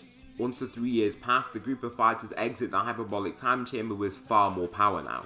Goku has become the strongest warrior that they have by a long shot. Also, he saw a flash of Ultra Instinct within the chamber. Not the form, but something similar to what Master Roshi possessed against Jiren. It makes him way more motivated to see what he can do with that power. The Universe 6 tournament arrives and the group are ready to fight. Buu is replaced by Gohan since Buu is dead, and Gohan manages to pass with flying colours since he is a member of the human society after all. The first match is Goku vs Botamo. The Elite Saiyan faces the yellow bear-like fighter and races at him in his base form. He punches the warrior in his stomach and nothing happens. He throws several more punches that are incredibly powerful, but Botamo eats these hits immediately. Goku steps back and evades a punch from Botamo, then powering up into a Super Saiyan. He flies towards the fighter and punches him as hard as he can, causing no movement once again. He then teleports away from Botamo and dodges a beam of energy from him, clamping his hand onto his ankle. He then swirls and hurls Botamo right out of the ring with one throw. The next fight is now between Goku and Frost. Goku is quite surprised to see one of Frieza's race, and also that he seems to be way nicer than the one that they know of. It makes him even more interested to see how the battle turns out. Goku stays in his base form and starts to attack Frost, who is still in his first form. Frost gets slid back incredibly far from just one strike and gets overwhelmed by the hit. Next, he raises up his posture and then raises both of his arms to try and stop Goku. "If you want to fight me at full power, let me transform first," he pleads. Goku doesn't attack, conveying the fact that he wants to see the fighter's transformations that he has seen once before. Frost shifts into his second form, then reaching his third form right after. His aura takes place as he then shifts into his final form, now being astronomically stronger than before. He punches Goku and forces him back across the arena too. Now being overconfident, he swivel throws a kick at the Saiyan, but he catches it, erupting in a pool of red ki. He transforms into a Super Saiyan God form, then punches Frost very powerfully in his stomach. Following this strike, he teleports away from the front of Frost, then punches his back as hard as he can, forcing him off the arena ring almost immediately. Frost managed to land one clean shot to actually end up hurting Goku with his poison. Seconds later, he reverts to his base unwillingly and feels incredibly weak from the poison. He drops to one knee, then is taken off of the ring for the next match to commence. Since Goku actually won, he's supposed to fight, but Gohan takes his place to fight the following warrior since he is unfit for battle. The group are very concerned for him, and Vegeta is observant of Frost and what he possesses. Vegeta is definitely smart enough to know that something is going on. The next match is between Ultimageta and Gohan. For the first fight, Gohan transforms into a Super Saiyan and zooms ahead as fast as he possibly can to try and fight the robotic warrior. He punches it in its mid-piece before flying up and kicking it in the head. Once this happens, the fighter becomes very annoyed and also gets stronger from these hits. Vegeta tries to hit Gohan, but he's easily able to swerve around the hits and be left unscathed due to his high battle experience and speed. However, once he kicks Vegeta again, they land a trade-off and he also gets hit. Gohan flips through then attacks and also lands across the ring, surprised by the warrior's newfound speed. Once he lands, he almost gets punched off the ring, but he blocks and reaches the very edge of the ring from this hit. Seeing that he is close to loss, he transforms into a Super Saiyan 2 form. Once this happens, he punches Vegeta back, then launches a one-hand energy wave directly at his head. After this energy wave, he flies off and lands in the middle of the ring. Due to his potential being unlocked, he actually has his ultimate Gohan transformation back again. He transforms into this form and stands firm against the robot, who thinks that this is an easy win since he actually returned to his normal form in his mechanical eyes. However, he is terribly wrong. Gohan launches an energy wave right towards Vegeta and pushes him towards the edge of the ring with this basic energy wave. Once he is done, he leaps up and uses his Super Masenko attack. This beam of golden energy hits Vegeta but causes minimal damage as he is made of metal. Gohan is quite confused by this occurrence but just resorts to brute force. He flies down and throws several powerful punches to its body and gets frustrated. "Just move, you hunk of scraps," he shouts, immediately making Vegeta fall over the ring. Gohan has no clue what has happened but is just happy that he was able to win the fight. Now Gohan faces Cabba. He is quite happy that he is a Saiyan and begins the fight. "Let's fight as Super Saiyans," he says happily, powering into such form. Cabba just raises a brow and states that he isn't able to become a Super Saiyan. It is quite understandable for Gohan since they were basically one of the first Saiyans of their universe to achieve the form.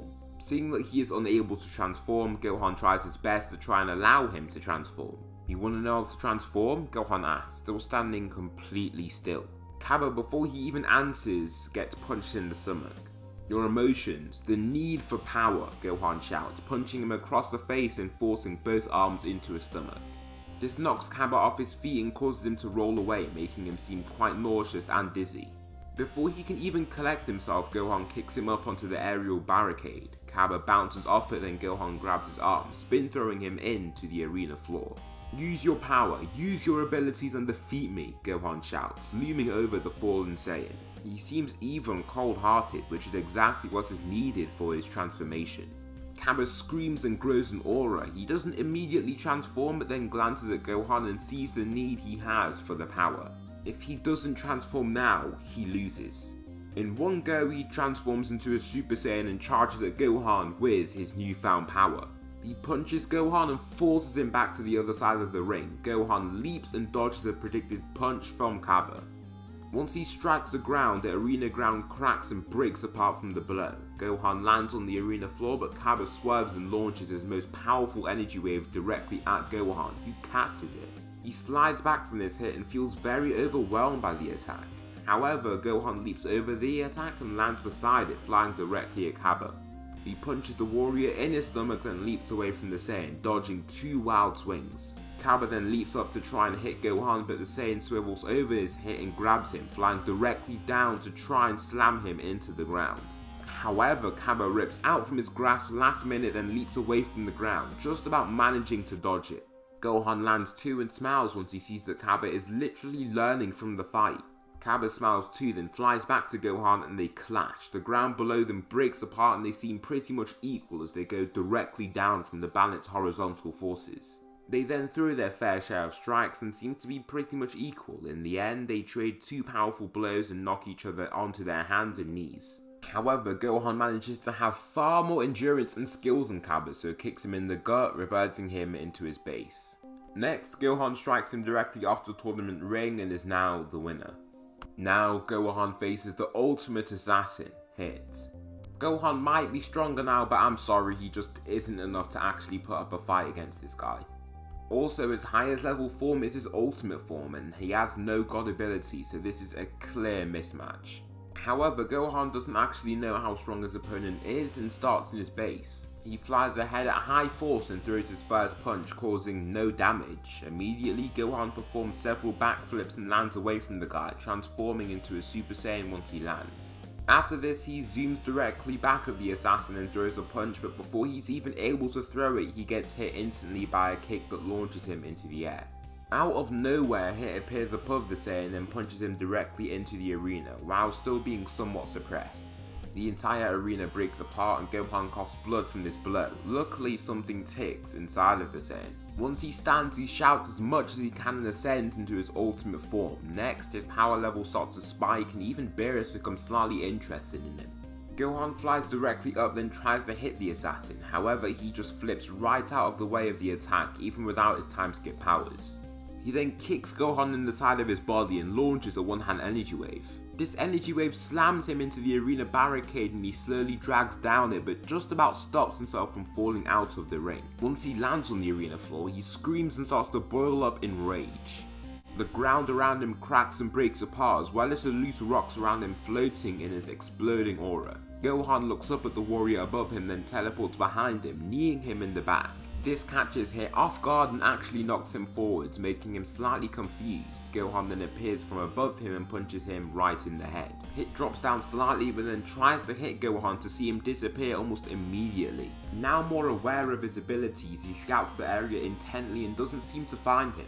However, Gohan is charging up a powerful energy blast behind the rock, the light grenade. Once the attack starts to be of usable size and power, Hit notices it in the distance from the outburst of air and rocks from inside of the crater. Hit then flies directly at him, but then the emission of air just stops and Gohan is nowhere to be seen. "Hit!" Gohan shouts from behind him. He hurls out the light grenade and hits Hit directly in the stomach. The explosion is massive and the entire arena becomes white from the emission of light in the explosion. I mean, Piccolo destroyed an entire island in the Cell Saga, so imagine what Gohan could do now. Once the explosion dies down, Hit is left unscathed. All that is left is a small bruise and rip on his clothing, but other than that, nothing has really happened. Good attack, I commend you for that. In a split second, Gohan is falling off the ring from a hit from, well, Hit. No one is able to track his punch and everyone is incredibly surprised of his strength, being more concerned for the battle. Of course the gods of destruction and angels track it, but the fighters don't. Even the Saiyans, since they are still in their base forms. The next fighter up is Vegeta, who faces Hit. Goku would be facing Hit at this time, but Vegeta is insistent on fighting since he hasn't been given a go. Nappa and Raditz do want to fight, but they do know that they are weaker than him and he stands a greater chance against the assassin. Vegeta, with his crossed arms, faces against Hit with an imposing demeanor, which Hit isn't deceived by at all. "Transform or you will lose," Hit states, not moving anything except for his mouth. "How dare you try and disgrace the power of the Saiyan? Allow me to show you true power, assassin," he shouts, beginning to transform. His aura grows green and his scream turns more into a beast-like growl. His aura switches from the ordinary silver to the lime green color. It also changed its shape from a sharper and more intense aura to a bubbly and flowing aura, like the Akari form does. His iris is then switched from the ordinary black to a glowing yellow color. He shouts and transforms into his Akari form, now much larger physically and also lacking some control. He runs ahead very fast for his size and teleports behind the assassin. He throws a punch, but Hit utilizes his time skip as soon as Vegeta disappears. Once Hit is able to turn, he violently kicks him in the stomach. Vegeta flies back and almost off the ring since he's so weak compared to Hit right now, but he manages to land inside of the ring then begins to transform further. His aura grows more than switches to a gold as well as his hair. He then transforms into a Super Saiyan Akari form which looks sleek and powerful as the aura is far more violent and powerful. Vegeta then flies ahead and clashes with Hit, now far stronger. However, Hit doesn't move and just forces Vegeta back with ease. Vegeta slides across the arena then gets punched in the face, slamming into the wall of the arena to stop everyone flying off. This heavily injures him and seeing that he is so much weaker, he angrily powers up to the maximum. His hue switches to blue, then he transforms into a Super Saiyan blue form while in flight. Dropping his arms, he smiles as he believes that the fight is over. I didn't think that I'd have to pull out this form so early on to this battle, but I can do nothing but commend your abilities. You lasted this long against the Prince of all Saiyans. Vegeta shouts, powering up right after this more as an intimidating tactic. The Saiyan flies directly at Hit with his new power. The assassin gets caught off guard by the first hit, and Vegeta smirks as he does this. Vegeta then swings up for an uppercut, landing a following elbow to his stomach. Next, Hit appears behind him with time skip, but Vegeta then appears behind him and launches a Ki Blast. Vegeta then launches a barrage of Ki Blasts at Hit, who manages to use his time skipping to dodge the third Ki Blast by simply evading it. However, once he evades, Vegeta predicts this and strikes him in the face, forcing him to the edge of the ring. Now this is true Saiyan might hit. So this will conclude the 8th part of what if Goku was an Elite Saiyan. Please join the Discord that's in the comments. It is quite dead right now, but I'm going to try and revive it because there are a lot of things that I can do with the Discord. Please tell me something you liked about the video, something that I should improve on for the next part to make this what if as great as possible. Thanks so much for watching, and I'll see you in the next video. Hey guys, this is Anime Ball Z here, and today we're going to be doing the 9th part of what if Goku was an Elite Saiyan. Please like to help with the video's algorithm and subscribe. It's totally free and you can unsubscribe when you want. There's nothing much else I want to say in the intro, so without further ado, let's get into the video. Winter time, all the time, ooh, yeah. Look at the way that I move, swag, disrespectful and I'm rude, okay. I had cocaine in the school. Hit's now considerably injured, seems concerned at the power that Vegeta possesses. Vegeta runs ahead with his newfound strength, and as he runs, his aura fades into the wind. This is now the perfected version of his form. Hit uses time skip to try and catch Vegeta off guard, but Vegeta somehow predicts his movements and throws out a lucky kick to Hit's gut, following up with a spinning heel kick to his head before he's even able to land. Following this strike, Vegeta chases directly after him and punches him several times in his torso, forcing him towards the end of the ring. Once Hit is forced back, he lets loose and finally powers up, showing his maximum power. Vegeta leaps off his feet and Hit does the same, and they clash, giving off a similar scene to Cabba and Gohan just prior. As they fall from this blow, they continue to throw powerful hits at each other and are seen to be bang on equal. Vegeta swivel kicks Hit back, but then he gets hit in his back by him. Once he knocks back, he gets kneed into the air, but as he falls back, he swings and kicks a jumping Hit in his chest to knock him upwards. Vegeta then flies up and punches Hit in the stomach, throwing him further up. As Hit raises up, they both stop for a brief period and fly towards each other as fast as they possibly can. Once they come close enough, they trade blows and Vegeta is forced into the arena floor, with Hit hitting the top of the arena wall. Vegeta then backflips and Hit lands ahead of Vegeta. Hit seems quite injured now, but Vegeta is very bloody and weak, with a heavy pant to his breath. Seeing that Hit could possibly overpower him, Vegeta tries to up the stakes and use a transformation never seen before. Hit tries to get his breath back and is also quite intrigued to see what the Saiyan has in his arsenal. His aura starts to gain flashes of green energy, eventually fusing into a stronger blue colour. His irises then switch to a yellow colour and his muscles buff up slightly. Wow, a new Saiyan form. Now I will destroy you, Vegeta shouts with a slightly deeper voice than before. Next, he teleports behind the assassin and predicts him moving too. After this, he then appears behind Hit and kicks him in his back, launching a double hand energy wave into his back as well. Once this happens, Hit stands there heavily injured and drops to a knee in exhaustion. Now a slightly more brutal Vegeta from his transformation appears above Hit. In one hand, the blue energy blast grows within it and becomes incredibly dense. The air around him becomes violent and blasts around from him as he does this. If there were waves below him, they would be raging from this growth of condensed ki. Hit, who is very injured and exhausted, looks up to see the bright blast that is growing above him. "Big Bang attack!" he shouts, throwing the blast down with as much force as he can muster. Hit is too weak to react and just smiles as he has had the fight of his life. The blast lights up the entire arena like Gohan's light grenade and even makes it tremble as it struggles to contain its harsh energy. Once the smoke clears, Hit is laid flat on the ground, barely holding onto his breath. Vegeta returns to his base form and just chuckles with his arms crossed, pleased that he won, but also pleased that he won and had a blast with a very strong foe. With this, the tournament has come to a close. Every foe has been taken down and almost all of Universe 7 seem to be doing just fine. Now for the next arc, the Future Trunks arc. Since Future Trunks was left unchanged in the Cell Saga, this shall be the same for the Dragon Ball Super arc. What I mean by unchanged is that Goku wasn't an Elite Saiyan in his timeline. However, since Goku Black came from the present timeline and not the future one, he will have Elite Saiyan DNA. This means that Goku Black is way stronger. We will get into all of this later once he makes his appearance though. Starting off with Trunks' arrival, things go similar with everyone being perplexed by him going in to strike Goku. Once he gives out all of the info about what's going on with the future timeline though, everyone gets an idea of what's going on. All of the Saiyans are also very eager to test out their might in a battle. Now let's get into the spar with Trunks. Goku is the one who is eager to spar him, and since he is the clear strongest, the rest of the Saiyans let him have the battle. Goku faces Trunks and just stays in his base as Trunks powers up into his Super Saiyan 2 form. "You sure you can handle me in just your base?" Trunks wonders, surprised by Goku's calmness. "Yes, my training has made me grow leagues ahead of any power I possessed when you met me. Allow me to show you," Goku says, waggling his tail as he begins to power up. With some little struggle and focus, he transforms into his Akari form. This only gives him a 10 times multiplier, but it's definitely more than enough to take down Trunks.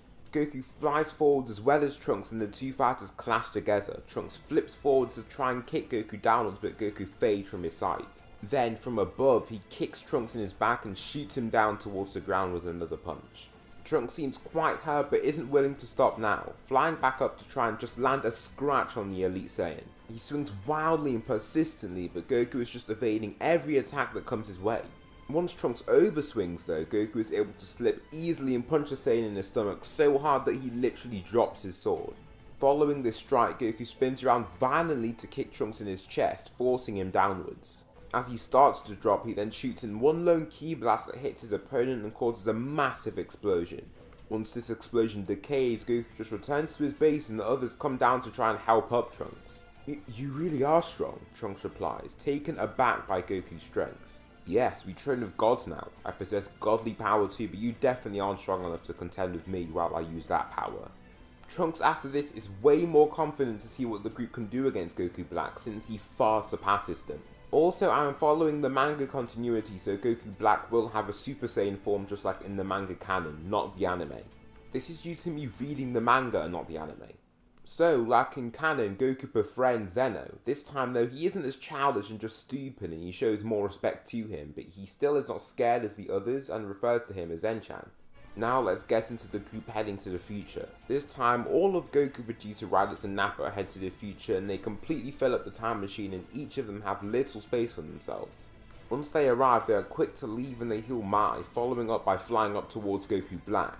Goku Black smirks once he sees the four warriors and makes a quick stance. "Goku, I have your power, don't think that you can stop me," Goku Black shouts. "Are you sure? Can you do this?" Goku says back, powering up into his Akari form, then combining it with Super Saiyan to form his Super Saiyan Akari form. Goku Black seems very taken aback by this form, but he just transforms into a Super Saiyan because that's all he can do. "Remember, we all get turns, Kakarot," Raditz says, backing away with the other three Saiyans that spectate. Goku flies forwards towards Goku Black and they clash, with Goku being far stronger. He launches his darker copy through a building, then shoots a one-hand energy wave that completely flattens the surrounding area. Goku Black is left quite injured, but he continues to fight since he believes he can win.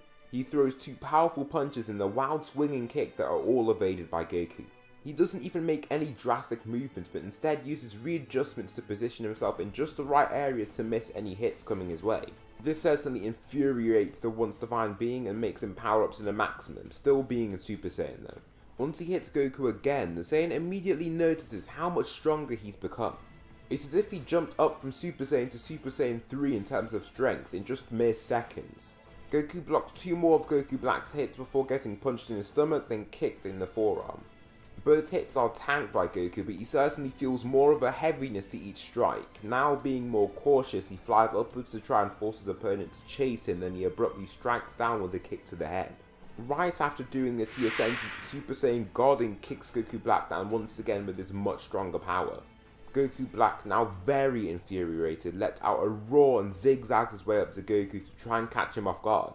He strikes in from Goku's side, but he blocks without even looking at him. Then Goku Black circles him to try and hit him from in front, but Goku swivels around anti-clockwise and elbows him in the chin before punching him away with full force. Once he does this, Raditz signals that he wants to step in and Goku nods, dropping down to see what Raditz can do. As of now, Goku Black is winded and very hurt. Goku is way stronger in this what if, and even Goku Black's increase in strength isn't enough to account for his opponents as of now. "Let me show you the power of a true Saiyan elite. I am Raditz, do not forget the name," he says, powering up into his own Super Saiyan God form. He then flies forwards and clashes with Goku Black, who is clearly overpowered. Right after this, he flies behind him to kick him in the back, then launch a double Sunday right into his back. This literally leaves Goku Black on the ropes, and then Raditz intends to finish him off with a final punch. As he chases after the man, he seems to just get snatched out from the sky. This leaves the Saiyan perplexed as he scans the surroundings to try and locate his opponent. Then he finds him next to someone else standing on the ground together. "Who is that?" he shouts out to his fellow Saiyans. "It's Zamasu. 2 of them," Vegeta shouts back, now making Raditz concerned. "Guess I'll have to turn this up to the max," Raditz screams, powering up further. His hair switches from red to blue and he ascends into his Super Saiyan Blue form, perfecting it by collapsing his draining aura. Now in perfected Super Saiyan Blue, he is way stronger and a far more fearsome foe for the likes of Goku Black. He flies down towards him while he also flies up in Super Saiyan, starting the fight off once again. Both fighters punch each other and Raditz is clearly the stronger fighter. At the end of the day, he is much bigger and muscular. He then kicks Goku Black into the air and uses instant transmission to appear behind him and launch his instant double Sunday attack. Goku Black gets slammed into the ground, which also cracks and caves in under the high force. As the smoke starts to clear, Goku Black is revealed to be even more injured. However, he still seems able to fight. Once he stands, he dusts off his clothes and begins to power up as much as he can. The ground starts to tremble under this force and then he transcends into his unique Super Saiyan Rose form. His aura is unsettling and breaks apart the rocks around him. "Do you still believe that you can defeat me?" Goku Black shouts upwards with confidence, getting to Raditz a little bit. "No, I won't be taken down by some counterfeit Saiyan. I won't stand for this," he thinks to himself, flying directly at Goku Black. They trade blows and Goku Black still manages to keep a smile while getting stricken right in his jaw. Raditz then swings out for a second punch, but he dodges and kicks the man away with ease. As he flies back, he follows right after him, then creates his special sickle with ki. Slashing at Raditz's stomach, blood goes flying everywhere and leaves Raditz somewhat weakened. This strike makes the true Saiyan even more concerned on what's to come, as Goku Black just doesn't seem phased at all. Raditz launches a quick ki blast to try and gain distance, but the ki sickle stabs directly into his chest. Blood spurts everywhere and he falls out of Super Saiyan Blue, now being far weaker. "I said that you couldn't stop me, Saiyans. Now look at you, mortal, on your last leg," Goku Black states, lifting his other hand to launch the finishing blow. Raditz, being smart, knows that there is nothing that he can do and simply awaits the blast, closing his eyes with a final smile on his face. However, Goku with Super Saiyan Blue kicks Goku Black in his arm and throws a senzu bean towards his brother for him to eat as the ki sickle is ripped from his chest. Vegeta and Nappa try to fly up to help, but Zamasu stops them with a smile, flying down to clash with Nappa. Up above, Raditz eats the senzu bean and receives a hefty Zenkai, now being closer to Goku in power and even surpassing Vegeta just slightly. Both Saiyan brothers stand beside each other as Goku Black slowly flies back up to their level. "We can take this guy out for sure, let's show him," Goku says, amping up Raditz as they both power up into perfected Super Saiyan Blue. Goku Black isn't intimidated by this power up at all and simply takes them both on at once, trying to punch them both in the chest. However, they both disappear from sight just like that. Raditz punches him in his arm and forces him back a little, then Goku slams into his back, hurling him downwards. As the evil Saiyan falls downwards, Raditz opens out for a double hand energy wave from below. Goku Black just about blocks and grabs the blast head on, which is then amped up by Goku's Kamehameha wave. These two energy waves combine and amplify each other as they engulf Goku Black in its harsh beam. Both Saiyans put everything they can into the ice blue beam to try and take out the man in one straight go. The bright beam of divine ki eventually makes its way into space and the smoke clears, leaving Goku Black, who literally blocked most of the blast himself.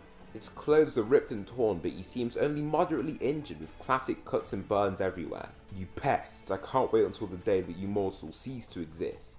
Goku Black screams out vehemently, engaging with the Saiyans once again. Down on the ground, Nappa seems to be handling Zamasu quite well. His power is enough on his own, but he can't just die, so he constantly comes back unscathed as the injuries from Nappa start to pile upon him.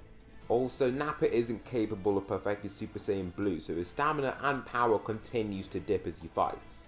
After some time, Nappa is quite injured with several wounds across his body and Zamasu seems to look untouched. The only way you could tell that he was fighting is from his clothing and dirt all across his body. Vegeta swiftly hands Nappa a senzu bean, healing himself once again and amplifying his strength as his past limits are now broken with the Zenkai. The burly Saiyan screams as he feels his power break through its past limits. Collapse Aura Nappa, ascend into the perfect form, Vegeta shouts, hyping up Nappa as he feels out his new strength. Elegantly, Nappa drops his arms and exhales to then stare down his opponent. He snatches a loose pole from the floor then forces it into Zamasu's stomach, kicking him into some parking lot building.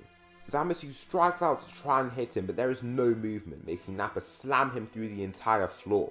Nappa punches him in the stomach, then throws a punch to his jaw, finishing off with a kick that forces Zamasu through the entire building. However, Nappa uses instant transmission to appear directly behind him and chuck him right back into the building. As he continues to tumble and roll through it, Nappa grabs him from the ground and forces him through a smoking car that explodes on impact. The bold Saiyan just walks straight through the raging fire with ease, and he grabs Zamasu by the pole in his stomach, grabbing him and walking him towards a thick, loose wire in the building wall. Zamasu struggles to get off the pole already in his chest, but before he can make any substantial movement, he is stabbed onto the wall through his chest. He coughs blood and feels incredibly weak as he struggles to move. So that will conclude the 9th part of What If Goku Was an Elite Saiyan. Please tell me something you liked about the What If, or something that I can improve on for the next part to make this What If as great as possible. Thanks so much for watching, and I'll see you in the next video. Hey guys, this is Anime Ball Z here, and today we're going to be doing the 10th part of What If Goku Was an Elite Saiyan. I just want to say before we start, check out the Discord. I'm planning to do a few more things on there, so hopefully we can get it up and get a few more members in there to make it active. It just opens the door to so many different features for this channel. For example, we could do debates, discussions, or I could give clues to content that will be coming out in the near future. Please like this video to help with this algorithm, and please subscribe. It's totally free and you can unsubscribe whenever you want. There's nothing much else I want to say in the intro, so without further ado, let's get into the video. Winter time, all the time, ooh, yeah. Look at the way that I move, swag, disrespectful and I'm rude, okay. I had cocaine in the school. Once this happens, Nappa opens his mouth wide and launches his signature mouth blast that completely engulfs Zamasu and launches him out the building with the 2 wires still wedged into his lower abdomen and chest. The smoke slowly starts to clear and it reveals Zamasu, who is stuck to the ground with some heavy rock and a rough wire that is shredded through his chest. As the godly Saiyan flies down to meet him at his level, he ruffles around to try and escape, but it is of no use, as every movement causes a striking agony to engulf his chest. The air is tense and thick as Nappa shows no emotion, while Zamasu seems to show all of them. Swiftly, Nappa flicks up a loose wire from the ground and rips it from the pipeline, stabbing it into Zamasu's chest once again. The combined pain from the 3 wires seems to be too much to handle, and Zamasu coughs out blood and screams in pain while restlessly trying to escape. Vegeta from above then starts to descend and sees that the battle is clearly in their favour. He powers into a Super Saiyan Blue form, then puts forward one arm. Nappa turns back once he hears the shockwave from the Saiyan Prince's transformation and hears the signal. "Nappa, go now!" Vegeta shouts as a blue ki blast starts to grow in his palm. "Big Bang attack!" Vegeta vehemently screams, shooting down the blast as Zamasu tries to finally escape. The light is bright and the explosion continues to widen, forcing both Saiyans to continue flying back to not get caught up in it. The colossal release of violent ki eventually dies down, and Zamasu is left half dead, clinging to life through his immortality. However, the wounds across his body start to fade, and with one leap of faith, he grabs one of the rugged wires and rips it from his chest, following up with the large pole in his stomach. Now, all that is left is the wire connected to a heavy boulder situated behind him. Powerfully, he bangs his chest to allow the wire to force itself back, leaving space for him to simply pull forwards and pull off the wire to escape. Once this happens, his wounds all fade and he is left unscathed, completely unscathed. The only sign to the recent battle is that his clothes are bloody and ripped. Other than that, it is impossible to tell how injured he just was. For the second battle, Goku and Raditz keep their hopes up with their new clear chemistry and teamwork. They use their chemistry to beat him around a lot, but Goku Black starts to break them apart completely. Goku Black is just way stronger than them both, so no matter how much technique they use, it simply isn't enough. Seeing the fighters start to weaken, Trunks takes the chance to allow them to leave and grow in strength so they can defeat the 2 evil divine beings, because as of now, it is clear that they can't succeed. As both Goku and Raditz are left weakened and barely able to save themselves, someone comes right in to save the day. Trunks. He clashes with Goku Black and gets forced downwards from the overwhelming strike. Goku, Raditz, run and take Vegeta and Nappa. Go and do what's necessary to beat these 2. I'll handle them for the time being, Trunks shouts back, being forced away from a large punch from Goku Black. "Do not run from me," the evil Saiyan screams, chasing after them in the process. However, Trunks appears out of nowhere and shouts in rage, striking down with the power of Super Saiyan 2. Once he continues to push, something snaps inside of him and he pushes harder, forcing into hidden power through true force of will. His aura becomes more intense and his force quadruples, making him surprise his enemy quite a bit as his hair flows down to his waist in his new Super Saiyan 3 form. The four Saiyans arrive at the time machine and escape just in time, leaving them to return to the past and train. Now, I shall say that Goku learns the alphabet from Master Roshi, like in canon. This is after the group talk to each other about the threat. Also, the three Saiyans can go off to train together in the hyperbolic time chamber, not just Vegeta solitarily. Before they leave, they are able to go to Korin's tower and receive some senzu beans, I'd say like 10 or 20 or so before they begin training. This means that they use the senzu beans sparingly and maximise the Zenkais they receive. Since Vegeta has sparring partners and is able to reach his limit much quicker, he achieves his Super Saiyan Blue evolution form inside the chamber. Also, Nappa and Raditz get a lot stronger. Raditz is pretty much equal to Vegeta and Nappa is a little behind but is starting to catch up with his brute strength and powerful moves. The best way to describe Nappa is that his power level overall is much lower than his companions, but if you brand all of the ki blasts and energy waves into a bracket of ninjutsu and in fighting and taijutsu, Nappa has exceptional taijutsu because he's so powerful. Not only is he just strong, he has realised that he's strong and has put a lot of time and effort into refining his martial arts skills. The four Saiyans eventually arrive back in the future through the use of the time machine and all scout the area with their impeccable sense of ki. Through this, they are able to find an injured Goku and Trunks who is forced to face Goku Black and Zamasu at the same time. However, Nappa appears in front of the young Saiyan to save him. "I've got you," Nappa says with a smirk. "Nappa," Trunks whispers loudly in awe before running and leaving the situation. Maya manages to transport Goku away, then Raditz and Goku are there to escort her away with instant transmission. "Back again, are you?" Goku Black replies to the burly Saiyan. "Yeah, and I've got way more power than before," Nappa shouts out before beginning his power-up. His shout gets louder and louder as he continues to increase his level of ki. The ground below his feet rapidly cracks and breaks apart under his powerful energy and force. His glowing, flowing aura then starts to switch between the bright and alluring colours of yellow, then to red, and then to blue. After the period of transformation, he perfects the form and exhales with his newfound power. Before the two Zamasus can gloat, he flies towards Goku Black and punches him, destroying a building beside him. This new strength from Nappa certainly concerns Goku Black and actually takes into account his large figure and muscles. Nappa swipes at Goku Black's leg then punches him incredibly hard in his head, literally launching him through a building from the power. Then Nappa launches a double hand energy wave that literally scorches and destroys everything in its path. Once the smoke clears and Goku Black is revealed once again, he actually has some bruises and wounds on him. "I'm surprised, you seem to have a lot of brute strength, even in your energy blasts. However, every time you hit me I get stronger and stronger," Goku Black claims, powering up himself. Both fighters stand off and Nappa doesn't seem at all influenced by his increase in power. His stance is steady and so is his breath. In one leap, the muscular Saiyan blasts off and zooms directly at Goku Black. Both fighters clash and the ground breaks apart under impact. Nappa then throws a punch at his gut, then a left hook to his head. After, he backs away and evades a jab from Goku Black and hits him away with a powerful straight kick. This attack launches Goku Black through the side of a building and into the road beside him. Nappa after this appears above Goku Black and begins to power up. The air around him blasts around him and the evil Saiyan looks up to catch sight of this. His aura takes effect once again as he falls out of his perfected form. While he does this, he powers up as much as he can and begins to grow a massive ball of ki in his hands. "Piccolo's light grenade," Goku exclaims once seeing this growing in the air. Since Nappa is the weakest of the Saiyans, he fought Gohan and Piccolo the most by far. When facing Piccolo in particular, he was taken aback by the light grenade. It seemed to be so powerful and had a lot of destructive ability. If he wants to take out this beast, this is the way he should and shall do it.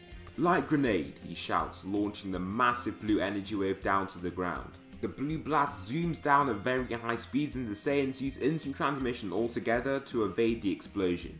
After this explosion, an entire crater is left with Goku Black at the center of it with his arms up. His clothes have been burned to shreds and he is now shirtless with very raggedy trousers. "This bold Saiyan is really starting to annoy me," he shouts, looking in the distance for them. "Did he do it?" Raditz asks. "No, I can still sense his ki, it's gotten stronger. He's gotten a Zenkai," Goku states, much to the other Saiyan's displeasure. "I guess I'll have to go down there and fight him myself," The rest of you try and get rid of the other Zamasu, he states, flying down towards Goku Black. However, a blinding light then emits from the area in which Goku Black was just standing in. Out of nowhere, one being stands in that crater but looks entirely different now. You truly almost had one of my hearts there. Well, now becoming this being, you stand no chance. You shall call me God Zamasu, he shouts, exclaiming from the new power that he's gained. Goku, seeing this fusion, is quite fearful of the power that he has, but he doesn't let up now. Once this happens, he powers up into his perfected Super Saiyan Blue state and zooms down to try and attack the fused Zamasu. He might have made his stamina better, but this new form of his does nothing to his overall strength. Fused Zamasu just ends up wiping the floor with him, throwing him through walls, punching his head into walls and just blasting him apart. After some time though, Goku is left weak and with ripped clothing. His body switches from his blue form to his base, then back into his blue form as he feels so weak and exhausted. However, he knows that he must break past his limit and advance. Luckily, he has a sensu in his pocket and he eats it, being powered by his genetic Zenkai boost. This Zenkai boost gives him a boost at around 90 to 100%, basically making him twice as strong. Then he begins to shout, intending to break past this limit and reach the next stage. His aura starts to get larger and larger as he starts to gain the power of the Ikari. Unluckily, I thought that the Ikari form required a tail for some odd reason, but quite obviously it doesn't. Broly is literally the only example of the form and he doesn't have a tail. The colour of his iris is changed from blue to yellow, then he ascends into the Super Saiyan Blue Ikari form. "You're done," Goku shouts, darting forwards to start the fight. He punches Goku Black once and just launches him back with ease. We then pound him with relentless attacks and smart uses of instant transmission to catch him off guard. Goku pulls back as he charges his signature Kamehameha and he fake shoots the blast at his opponent. Fused Zamasu is easily able to just fly out of the way of the blast and be left unscathed, but Goku disappears before the blast is launched. He then reappears right behind him, approximately in an arm's length from him, and he releases the vibrating ball of energy. He gets hit head on by the attack and falls forwards about a meter before stopping and turning with just a ripped shirt. "You irritate me," he mutters before landing his first full power punch to his chest. This attack knocks him right into his base and just launches him down towards the floor and just knocks him out. However, Vegeta escorts him away and Gowasu proposes the idea of fusion. As of now, Goku and Vegeta are the strongest, but the Saiyan Prince obviously refuses the fusion. Instead of insisting on him fusing, Raditz takes the offer and Raditz returns for another battle. "Back again. This feels much better now," he shouts, leaping up to a building to see Fused Zamasu regally floating in the air. "I'll show you true power, Zamasu," he exclaims, making the divine being laugh at such a remark. Raditz' profound confidence keeps him level-headed, and instead of trying to talk trash or blindly run in and fight, he begins his transformation into the ultimate form. Super Saiyan Blue Evolution Ikari. So this form is 200 times stronger than Super Saiyan Blue. Now I'll give a reason for Raditz' capability to do this form. Firstly, we know that fusions can perform fusions that the Fusies simply can't, as seen with Gotenks in his Super Saiyan 3 transformation. Goku won't be getting this form as he doesn't in canon, but Raditz could. This should then allow their fusion to perform the form. Also, just because Vegeta didn't transform into this form doesn't mean that he can't do it, and he most likely can because Vegeta can. Raditz is just almost there. I might call this you know what, let's bring back the old times and call this Ultimate Raditz 2, he shouts back, showing off his glamorous aura. Fused Zamasu isn't fazed by his strength, but this doesn't actually mean he's stronger. He flies arrogantly at him, but Raditz literally speed blitzes him and kicks him in the stomach so hard that he shoots backwards like an arrow. As he flies back, Raditz continues to batter him down and just destroy him, knocking him around in the air. He just constantly gets hurt and destroyed, flying around with little control over himself as he's getting punched and blasted around. Raditz flies forwards as fast as he can and tries to attack the other fusion, but he sees the attack from ages away. Zamasu easily flies right out of the way, but then Raditz appears from behind and punches him in the back of the head, launching him into a building. Also, he then launches a double Sunday downwards and almost kills the warrior with that one blast alone. After this, the fusion is literally done and has such little strength now. Raditz in simple Super Saiyan God is definitely more than enough to handle this beast, so this form is completely overkill. The being coughs blood while holding his abdomen in pain, and Raditz holds up his hand slowly. "Goodbye, God," he states, before shooting out a full power energy wave from that one hand and literally destroying Zamasu in the blast. His hand steams after this attack, but then the fusion diffuses and the Fusies return. "We actually did it, Kakarot," Raditz states with happiness. However, an entire legion of few Zamasu beings appear ahead of them from every little piece of mud Zamasu that remain. Oh no, Goku states, seeing the entire group of warriors flying in the sky. Seeing that there's literally no way out, he calls Zeno, and luckily he is able to clean the whole mess up just like how he did it in canon. After all this, Beerus finally decides to spar with Goku instead of Vegeta. This is because Goku is far stronger and he believes the fight would be slightly entertaining. Goku is allowed to power up into Super Saiyan Blue Akari first, and this is what he does. He then decides to face Beerus, and the God of Destruction is still able to easily evade and handle the attacks coming from the Elite Saiyan. During the battle though, something peculiar occurs. Beerus, seeing that Goku is basically about to lose, decides to finish his all off with one final Ki Blast. He shoots the purple blast down and Goku catches it, pushing with all his might to try and stop it and push it back. Even with this struggle, he is slowly pushed down, then it explodes in his palms, shooting him downwards. Luckily, he is able to stop himself swiftly, but Beerus is already in his close vicinity, ready to attack him. He throws a swift punch, but somehow Goku evades and slips right past it, then ducking under another punch. Beerus gets annoyed, then throws a harder kick, which is still dodged by Goku. What's going on? Goku's hair falls down and returns to his black colour, but then out of nowhere he screams and the classic Ultra Instinct aura engulfs him.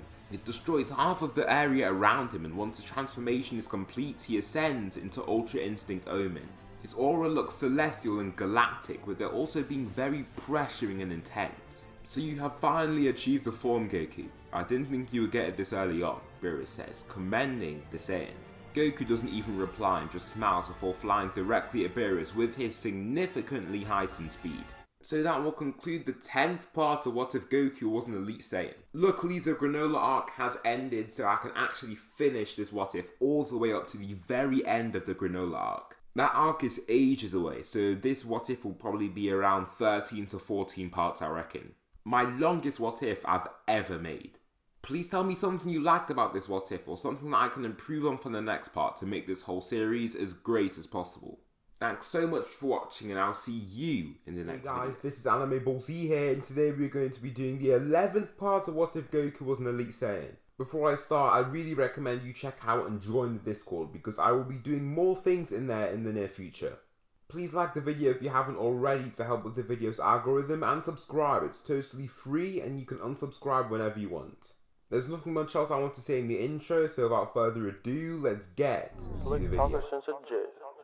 Winter time, all the time, ooh, yeah. Look at the way that I move, swag, disrespectful and I'm rude, okay. I had cocaine in the school. Goku starts off with two swift swings. Beerus is able to read and dodge past both of them, but then after he tries to kick himself, Goku evades. This type of combat continues on where both fighters are able to evade all of their attacks. However, right as Goku tries to land another attack, Beerus speeds up his fighting and kicks him in the chest so hard that he flies down into the ground. Following this, Beerus throws in two of his purple Ki Blasts that destroy the surrounding area and leave Goku heavily injured. He stands, now in his base form and holding on by a single thread. His immovable willpower keeps himself on his feet, and in one go he powers up and somehow enters back into his new UI Omen form. Once this is complete though, he continues to increase his power and try and reach further. Well, he isn't actually thinking to exactly reach further, but he's just trying to get as powerful as possible. This is because he doesn't know what form comes after this. For a split second, his hair shifts into a silvery white colour before it returns to its matte black colour. He enters MUI shortly before simply passing out. After this event, Beerus is incredibly keen on how far this Saiyan could go. In the beginning of the Tournament of Power or Universe Survival arc, Goku is up to fight Toppo like in canon. He starts in his base and gets wiped just like in canon. Toppo thinks he can easily subdue him, but Goku smirks before destroying this claim. His scream is violent and powerful, and he decides to ascend into his Super Saiyan God Akari form, which is pretty easy for him to handle at the moment. You have the power of the gods too. This will be far more entertaining than I envisioned, Toppo states. The burly Pride Trooper powers up and flies at his opponent, leaving a red-orange trail in the process. Toppo then flies right back at Goku and punches him away with incredible strength. This shocks Goku and launches him back. He then continues to throw powerful and strong punches and kicks, certainly occupying him. Goku then tries to throw a punch once he sees an opening, but then gets kicked in his head, launching him right across the ring. Due to his enhanced rage and fighting skill from his Akari form, he doesn't take this lightly, then powers up to the very maximum. He then transforms into Super Saiyan Blue Akari and flies right back at Toppo to try and handle him. They go blow for blow, and this time Goku seems to be the clear victor in this bout. His base power level is way stronger and he has the Akari 10 times multiplier, so he can definitely give Toppo a run for his money. At the end of the day, Super Saiyan Blue Evolution Vegeta was able to just about take him out, so Goku can surely give him a run for his money. Toppo comes flying in after being pushed back quite significantly, but Goku slips under his punch and throws his own to his stomach, teleporting above him to kick him right in his back. Toppo slides right across the ring and slowly raises, then being hit by a barrage of punches to his gut. As he is on his last leg, Goku flies up with his new form and begins screaming, trying to ascend to his strongest form. The crowd get incredibly intrigued as they see him trying to achieve this form. Could this mere mortal be trying to reach a form of us gods? Belmod, the clown god of destruction, says. Beerus just laughs once he hears this and prepares for the show. There's no way. Beerus, Champa shouts to his brother. Just watch.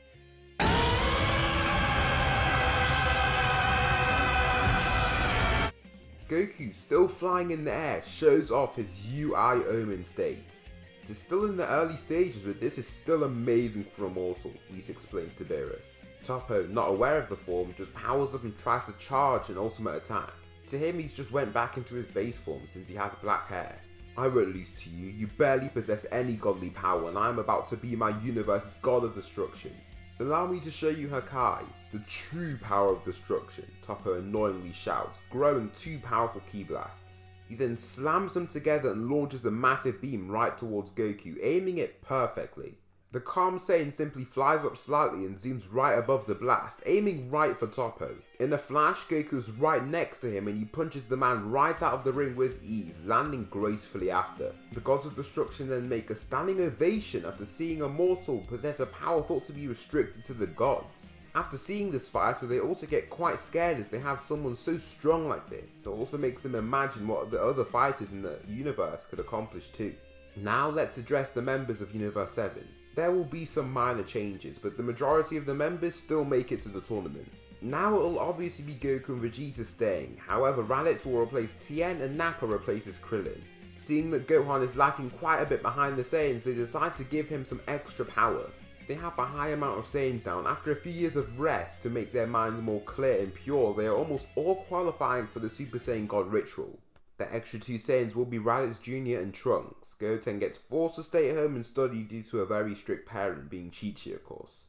Okay Gohan, after this procedure, you'll have God Ki just like us, Goku explains. Wait, won't Gohan be way stronger than you because of his base power? Raditz Jr. asks. Ah yes, that's good. He'll be stronger than our god forms for sure. Can you still use Akari, Gohan? He asks Gohan, now more intrigued about the power that Gohan could possess.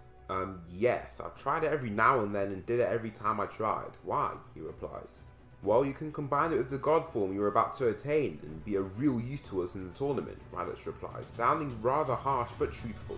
There's a few seconds of awkwardness, but then they all then hold hands and begin the ritual. They all become Super Saiyans and Gohan is eventually handed the power of a Super Saiyan God. His muscles have been leaned out even more than they already were, and he seems quite impressed by his power. Wow, this is the power you guys have had all this time? It feels amazing, Gohan shouts with his aura flaring up as he does this. Can I fight one of you guys? They all look at each other and Nappa is the one to come out and fight. Let's see what you got then, Nappa says, powering up into his own Super Saiyan 2 form. The fight begins, Nappa throws a bunch of attacks that Gohan blocks or just tanks without even moving. Gohan then throws his first punch and grabs his outreached arm, spin throwing him directly off the ring with ease. Nappa then slows himself and ups the stakes, powering up into his strongest non-god form, Super Saiyan 3 Akari. His beard becomes incredibly long and his muscles get even larger than they already were, but he is still bold. He flies right back at Gohan and they clash, with Nappa's increasing strength being so much more noticeable. Gohan still doesn't move and appears behind Nappa with instant transmission, launching his own Masenko. Nappa gets hit by it head on and gets slammed right into the clean white squares below him, breaking them apart. Gohan then uses instant transmission again to close the distance in an instant. Nappa tries to get up, but then Gohan hits him with a bunch of punches to keep him down on the ground. He then flies up and covers the sun with his body, giving him an almost godlike appearance. The Saiyan God then flies directly down and punches Nappa's block, following with a kick to his back and an energy wave in his back too. Seeing that he can actually lose here, he powers up into Super Saiyan Blue, then flies back towards Gohan, punching him and knocking him back into his base with an incredible punch. Nappa grabs him and teleports him right back to the lookout, letting him wake up himself. Whoa, I don't remember anything after you turning blue. You turn blue? Gohan shouts, standing back on his own 2 feet. Come on, I can't let you win so easy. I'm not gonna let some kid take me out, he states with crossed arms. With this, the team is pretty much settled and Goku has to go on to get number 17. He manages to acquire him lacking cannon in Universe 7 and are ready for the tournament. The Saiyans' children are good contenders for the tournament, but the parents just don't want to put their lives at risk so soon. Also, even if they perform the god ritual on them, they will still be far below them in terms of overall power. Now let's get right into the tournament. The lower grade fighters decide to stick together while the big dogs split up immediately as the tournament begins. By lower grade I mean Android 18, Master Roshi and Piccolo. Gohan would have been one of them in canon, but now he's gotten way stronger and he just wants to fight on his own. The first change in the battles occurs with Goku and the Pride Troopers. Seeing the group of fighters advance towards him, he immediately powers up to try and intimidate them with his immensely powerful aura. After this, he flies right out of the group of fighters and takes out 2 with a punch. The larger Pride Trooper latches onto him from behind, but he then pulls forwards and slams their head into the ground, blasting forwards to dodge incoming attacks. Right after this, he leaps into the air with all the force he can and launches down his Kamehameha wave to stop him falling back down to the ground since he can't actually fly. This is because they aren't allowed in the tournament. Several Pride Troopers are knocked out and blasted away under the power of the energy wave, now letting Goku put his focus on Jiren. The Saiyan lands and sees a lone Pride Trooper coming to attack him. All he does is launch a ki blast and knock them out and just continue on to Jiren. Jiren this time takes the fight with Goku earlier on because of his use of Ultra Instinct prior. Jiren, no, fight the others before facing him, Belmont shouts, not being acknowledged by Jiren at all. Toppo, taking out 3 enemies in quick succession, turns to then try and advise Jiren to wait for him to be weakened or even taken out so they can keep him in the battle. Do you not believe in me? I can take out this man and I want to witness his power for myself. I can't let you do it, Jiren. I have the training directly from a god of destruction and he almost knocked me out with 1 punch in his strongest state. I know you are stronger than me, but we have to wait things out and take out some more fodder. Some stray fighter comes in to try and attack Toppo from behind, but he turns and kicks him across and off the ring with 1 single attack. Leave me alone, I'll prove all of you wrong. Goku smirks, then starts powering up, transforming into Super Saiyan Blue Akari. Jiren prepares himself and Goku blasts off to begin the fight. He cocks back and throws a punch but then disappears from sight. He gets punched in the back with a full force punch and kicked in the stomach after the use of a quick and swift sidestep. Jiren falls back a slight bit, then Goku forward flip kicks the warrior in his chest, forcing him backwards. Before he can even stop, he then follows up with a bunch of extra strikes at Jiren, with them all being caught and blocked. Luckily, Goku comes slamming down and kicks in the knee of the muscular Pride Trooper, jumping powerfully to kick him in the stomach as hard as he can. Jiren does get quite hurt from this attack, but then he lands a full force punch to Goku, forcing him back several meters. After this, he screams and powers up into his fully powered state. Is this the power that the gods fear? I will force you off the tournament ring and bring glory to my universe and people, he shouts back, with his shirt now scorched off from his insane transformation. Whoa, so this is what Jiren has in store. Across the battlefield, Gohan is single-handedly taking on the trio of danger. The 3 coloured foxes face him and Gohan just faces them too. To start off the battle, he simply stays in his base and flies towards them. For comparison here, Super Saiyan Gohan in canon is weaker than base Gohan in this What If. He's had a year extra training, a god ritual, and a potential awakening. In his base, he's definitely more than enough to take these 3 warriors.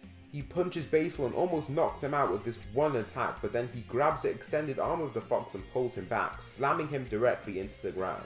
As another fox tries to attack him, he becomes an afterimage through the use of high speed, then he creates several more afterimages before grabbing Lavender by the waist.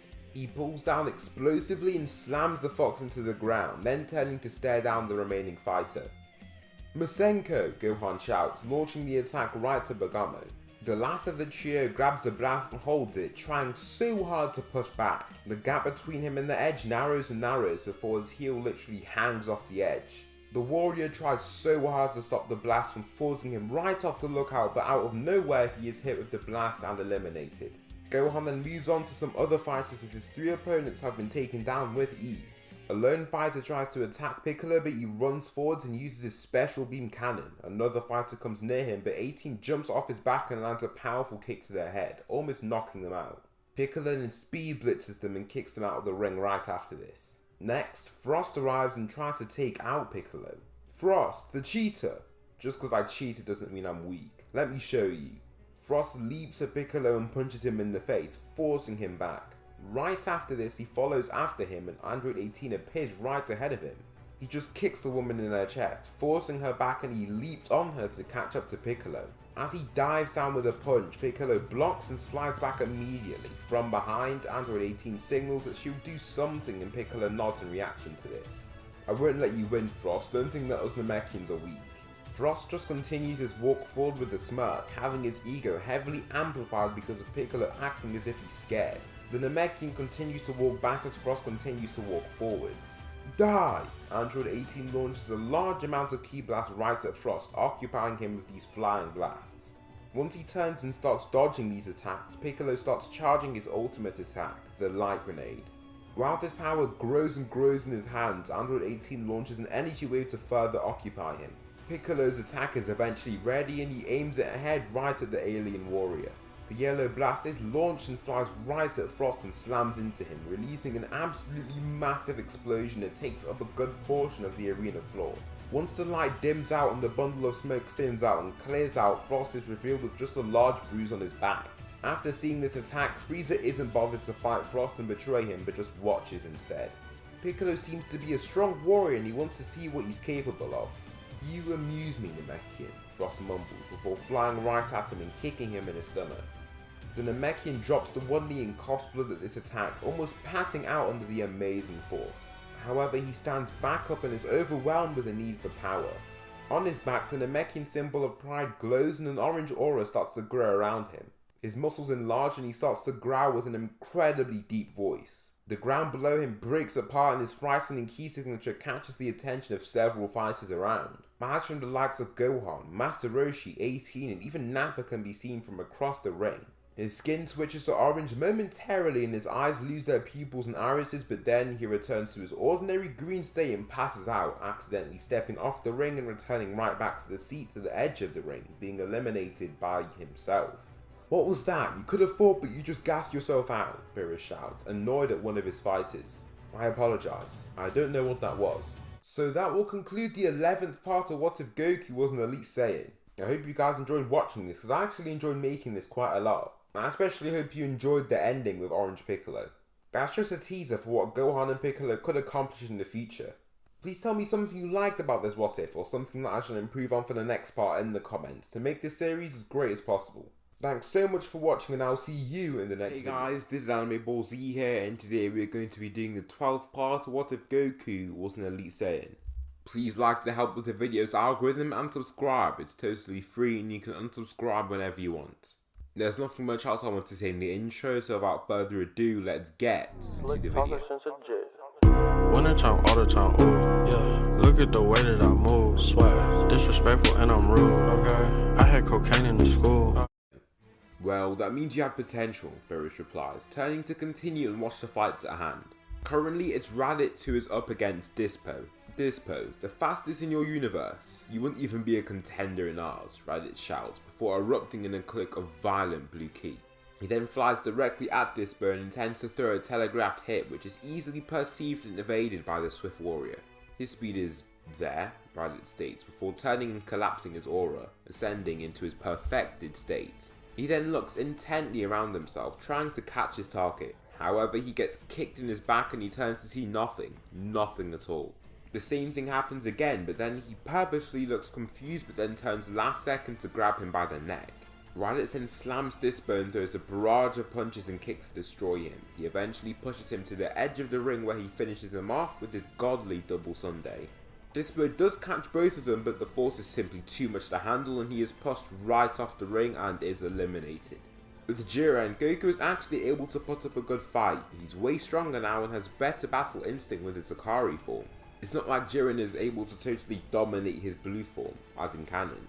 Goku charges forwards and they fall into a power struggle, restlessly attempting to overpower the other with their brute strength. "Goku, I can defeat you. Your power does not intimidate me," he shouts back, actually overpowering Goku in the process. "This isn't my full power, Jiren," Goku shouts back, leaping away to secure some distance. "You're bluffing." Goku smirks before clenching his fists and powering up, eventually cloaking in the mystical aura of Ultra Instinct. His new sleek form makes Beerus smirk, and Goku just looks calmly at his opponent. "This can't be happening. Such power," Jiren thinks to himself, unable to acknowledge Goku's ultimate strength. Goku then screams and flies directly at Jiren, punching him in the stomach with incredible force. Jiren then throws multiple punches that are all parried or evaded by the speedy fighter. In one quick snap, Goku kicks him in his chest and blasts back off his 2 feet and punches Jiren back several meters. As he starts to stumble back, he runs right after him, becoming a blur to a lot of the fighters that watch him. The 2 fighters clash, and Goku literally launches Jiren right into the pole right in the middle of the arena. This actually significantly injures Jiren and makes him more concerned about the absolute power of this godly Saiyan. His inability to admit defeat makes him even more annoyed and furious. Jiren, with an injured back, leaps off his feet and runs directly at Goku rashly. However, his form gives him the unique ability to evade and swerve past every single hit that comes his way. Even when Jiren tries his very hardest to hit him, the Ultra Instinct user simply slips past it like he's water. "Hit me back then," he barks, restlessly attacking and throwing a series of ki blasts. Goku doesn't even dodge these and tanks the hits, and once the smoke clears, he is left with only torn and burnt clothing, but no injuries to his actual physical body. "You don't want me to hit you," Goku replies, not moving his body an inch. "You think you can take me down? I'm the strongest of my universe and the strongest fighter on this arena," Jiren claims, running right at Goku then launching a final one-hand energy wave. Goku swiftly flips around the side of the energy wave and clashes ahead, dodging the hot red beam of energy. His speed is so much to handle that he's a complete blur to his opponent, catching him right off guard. Goku punches Jiren in his stomach so hard that the energy wave stops being launched. Then Goku swivels up and kicks the burly fighter right across the arena, heavily injuring him. He then throws in 3 distinct ki blasts, and the first 2 beat Jiren down, with the last one dropping him. Speedily, Goku runs at him with his UI Omen aura and kicks him in his stomach before he can even react, knocking him away. The injuries are too much for the fighter to handle, and with one misstep, he's left holding on by one bloody arm. His weakened mind and body makes him very vulnerable as he struggles to raise up. Once he looks up, Goku stood above him with his celestial aura around him. With one kick, Jiren is eliminated and the biggest threat of the tournament is neutralized.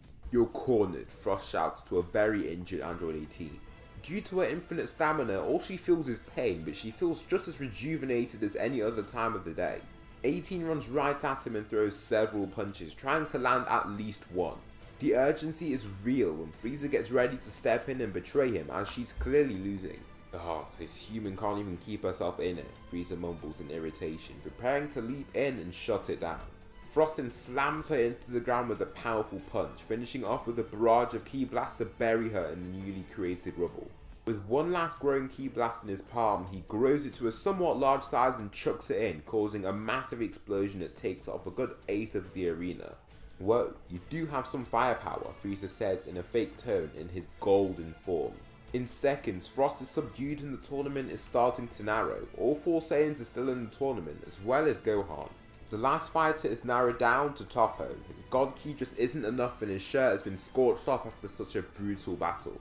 All of the 5 Saiyans face him in their strongest forms: Goku in UI, Vegeta in Super Saiyan Blue Evolution, Raditz in Super Saiyan Blue Akari, and Nappa in Perfected Super Saiyan Blue.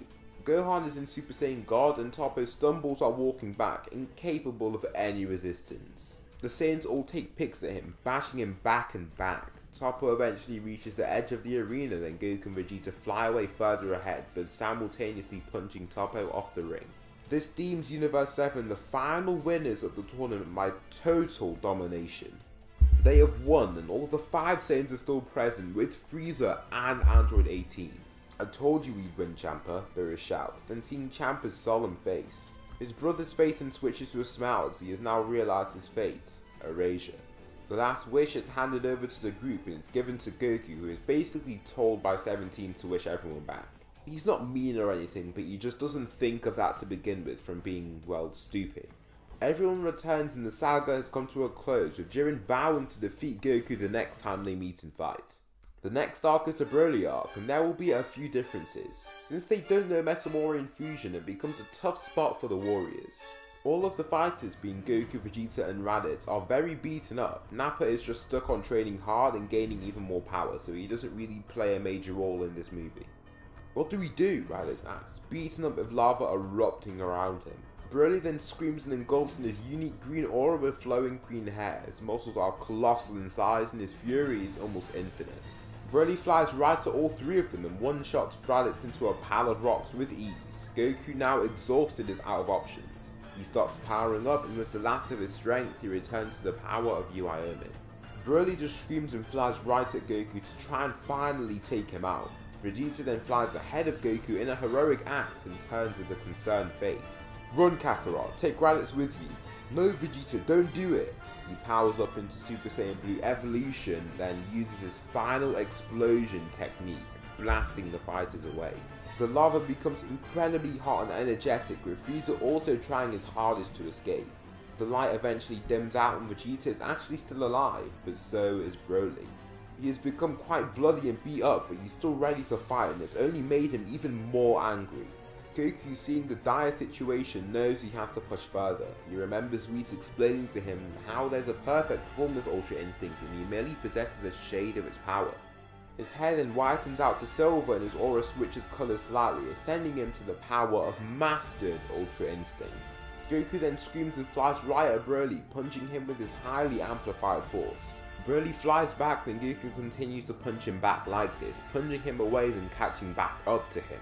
Broly then throws a wild swing and Goku flips over it gracefully, throwing down a kick before dodging another attack and launching a very bright white energy wave. Broly, now flying down right for the ground, is left barely able to retaliate. With instant transmission, Goku appears behind Broly, charging up his ultimate attack, the Kamehameha.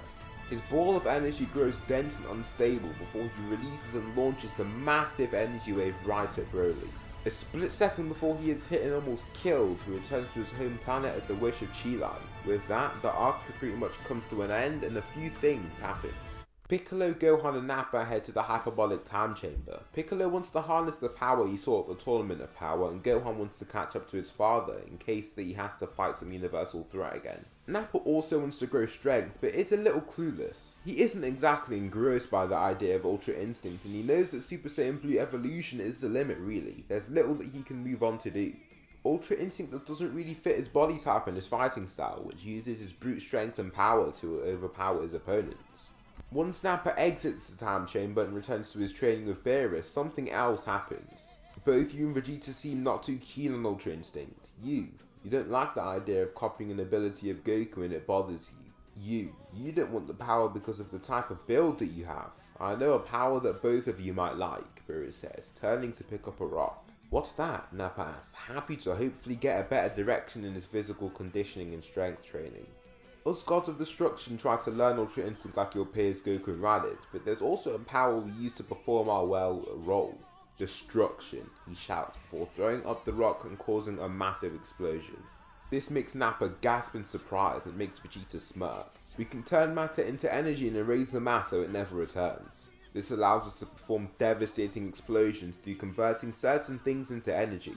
For example, imagine what a mountain can do when that happened with some random stone. How long will it take to learn it? Nappa asks abruptly. It will be a process. You guys have it in you though. I can't be bothered lecturing and sparring you guys like Whis, but any questions that you have, I'll attempt to answer, he replies, turning to fall asleep. The first scene of the Mora arc is a quick spar between Goku and Vegeta. Vegeta struggles to stay fighting against the Elite Saiyan and he's just so much weaker than him. However, it doesn't weaken him but makes him want to work even harder and surpass him one day. Boo being defeated long ago means that he isn't an option for the Galactic Patrol, but Goku is. Goku, just chilling at Capsule Corp with the other Saiyans, sees a spaceship arrive.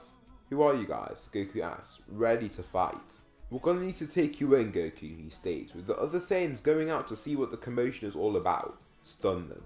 The group all take out their stun guns and take out the Saiyans in one quick swoop, taking them all in. They all get to see how the Galactic Patrol is run, and Goku scouts out to find the old Goatman on Namek. Arriving there, Raditz is the first to take on the warrior. He has a very frail physique and is cloaked with a brown cloth. Raditz runs in with a scream, throwing several punches in his base form. He then flies up and screams again, engulfing in the golden aura of Super Saiyan before diving down and throwing a punch that forms a large crater. "You have power, boy," Moro says with a smile on his face. Raditz then blasts off and flies right towards him with a straight punch. Moro evades even this attack. Just who is this guy? Raditz wonders.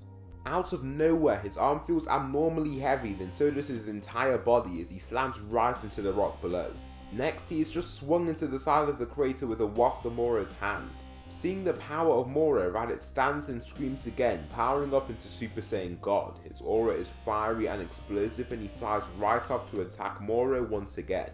With one bang of the chin, he's right out of the crater and Raditz continues to beat him down. As Raditz flies up to deal the finishing blow, he combines this form with his Akari state and dives down with a punch, heavily injuring Moro once he hits him. The entire ground below is destroyed and a mass of brown debris and dust is released, making both fighters seem invisible. Raditz, now gotten rid of his Akari combination, stares over Moro, who then parts the dust. Moro then uses his telekinetic abilities to throw a rock at Raditz, who just grabs it and crushes it. 3 more rocks come his way and with just a glance, the rocks are destroyed. "You want to see my magic? Very well then."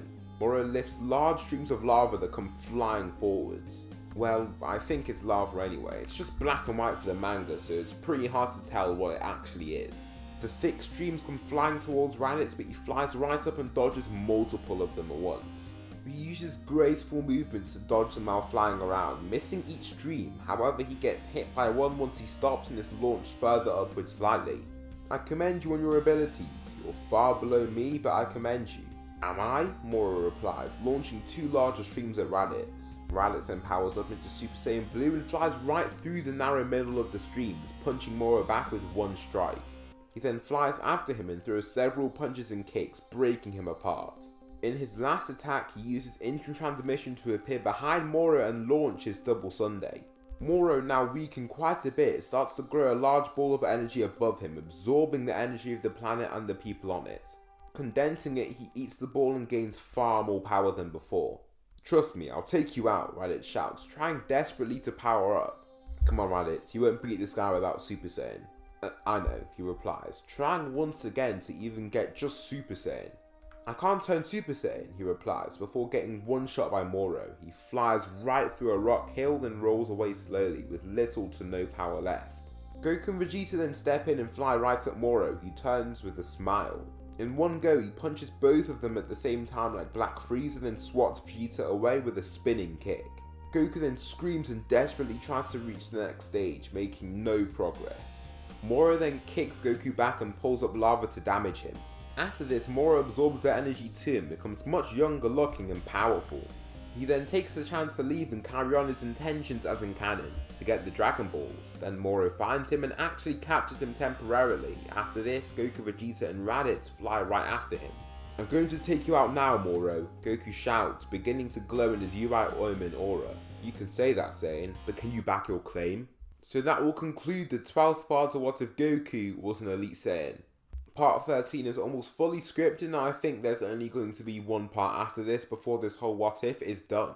I'm already midway through the Granola arc and once Black Frieza comes the What If is done, so I don't think there'll be enough content to make a part 14. The next video coming out after this is What If Deku had Soul Force, and then the next video will be What If Goku was a Super Saiyan in Dragon Ball. I will be posting a thumbnail for that What If very soon. I will try to upload the What Ifs in tandem with each other, and if that works, I'll try to continue that with the future What Ifs that I'll make on this channel. Tell me something you liked about the video, something that I should improve on for the next part to make this What If as great as possible. Thanks so much for watching, and I'll see you in the next video.